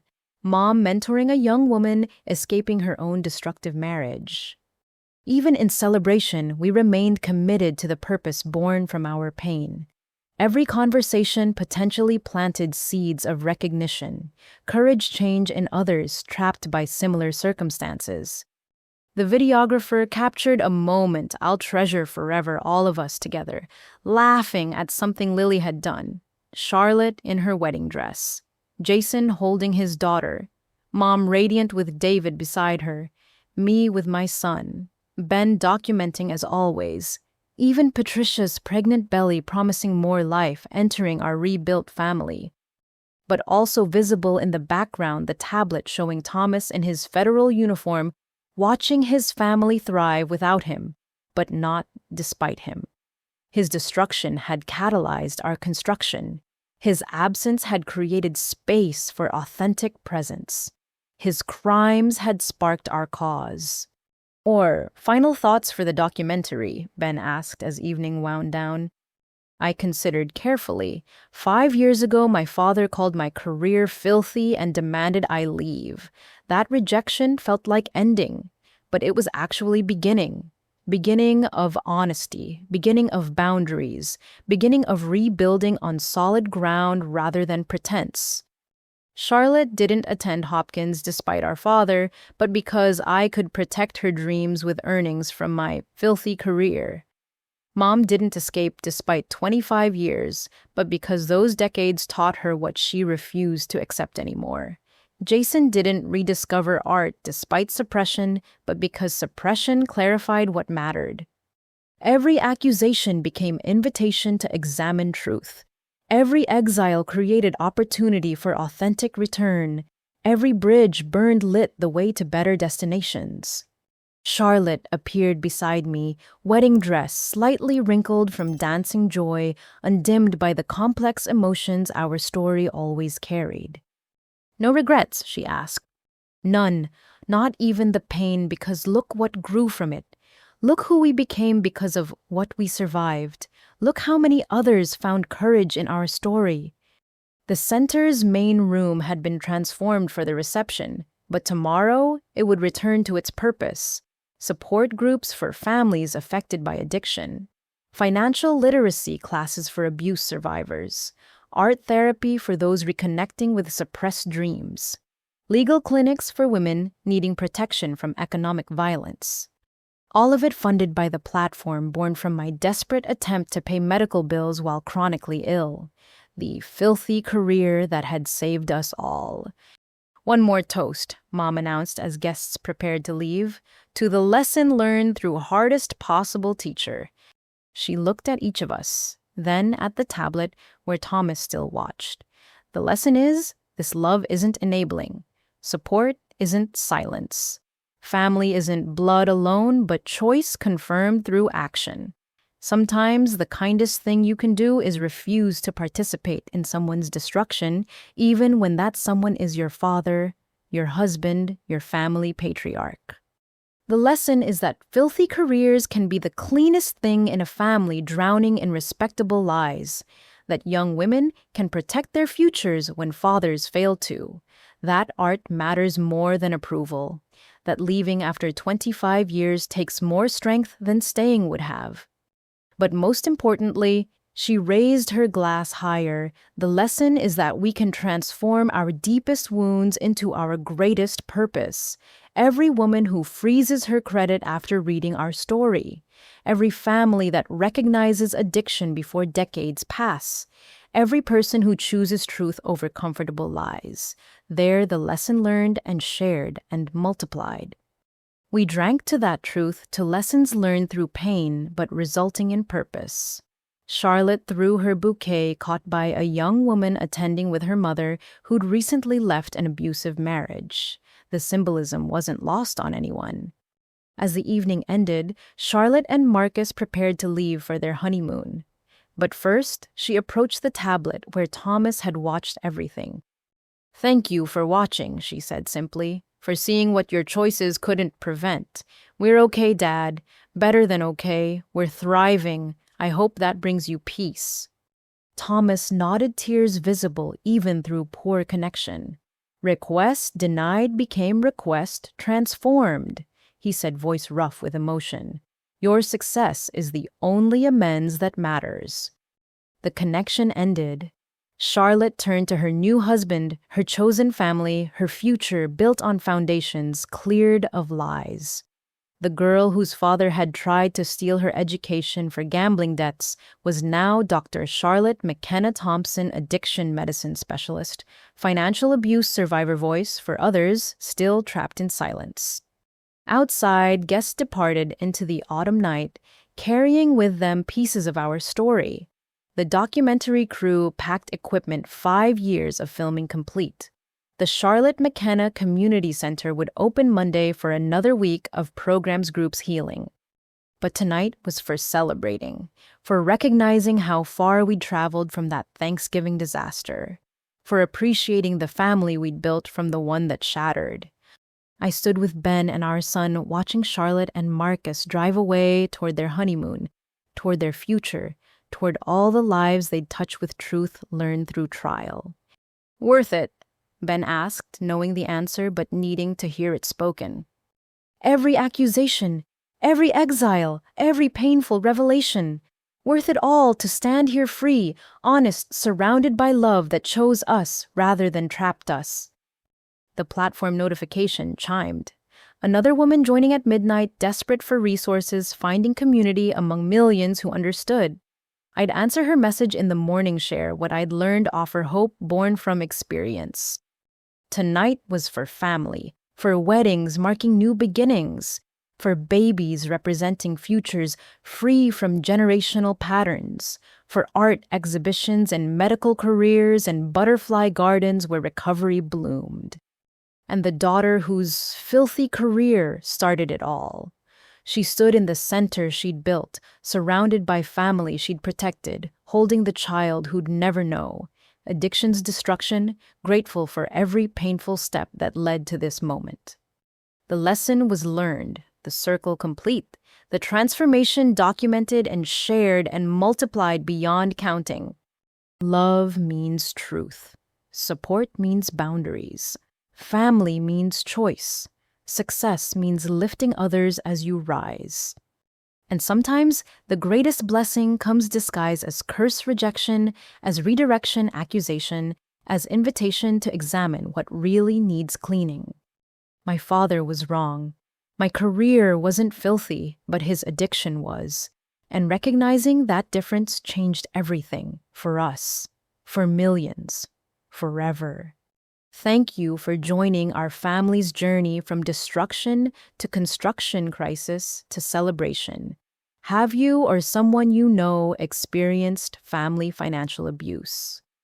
What gave you courage to break free or help others escape? Please share your thoughts below. Like this story if it resonated. Subscribe for more content about transforming pain into purpose. Share with anyone who needs to know they're not alone in facing family financial manipulation. Remember, your boundaries aren't betrayal. Your success isn't selfish. Your truth isn't cruel. You deserve freedom, safety, and the chance to build something beautiful from broken foundations. With love and solidarity, Drew.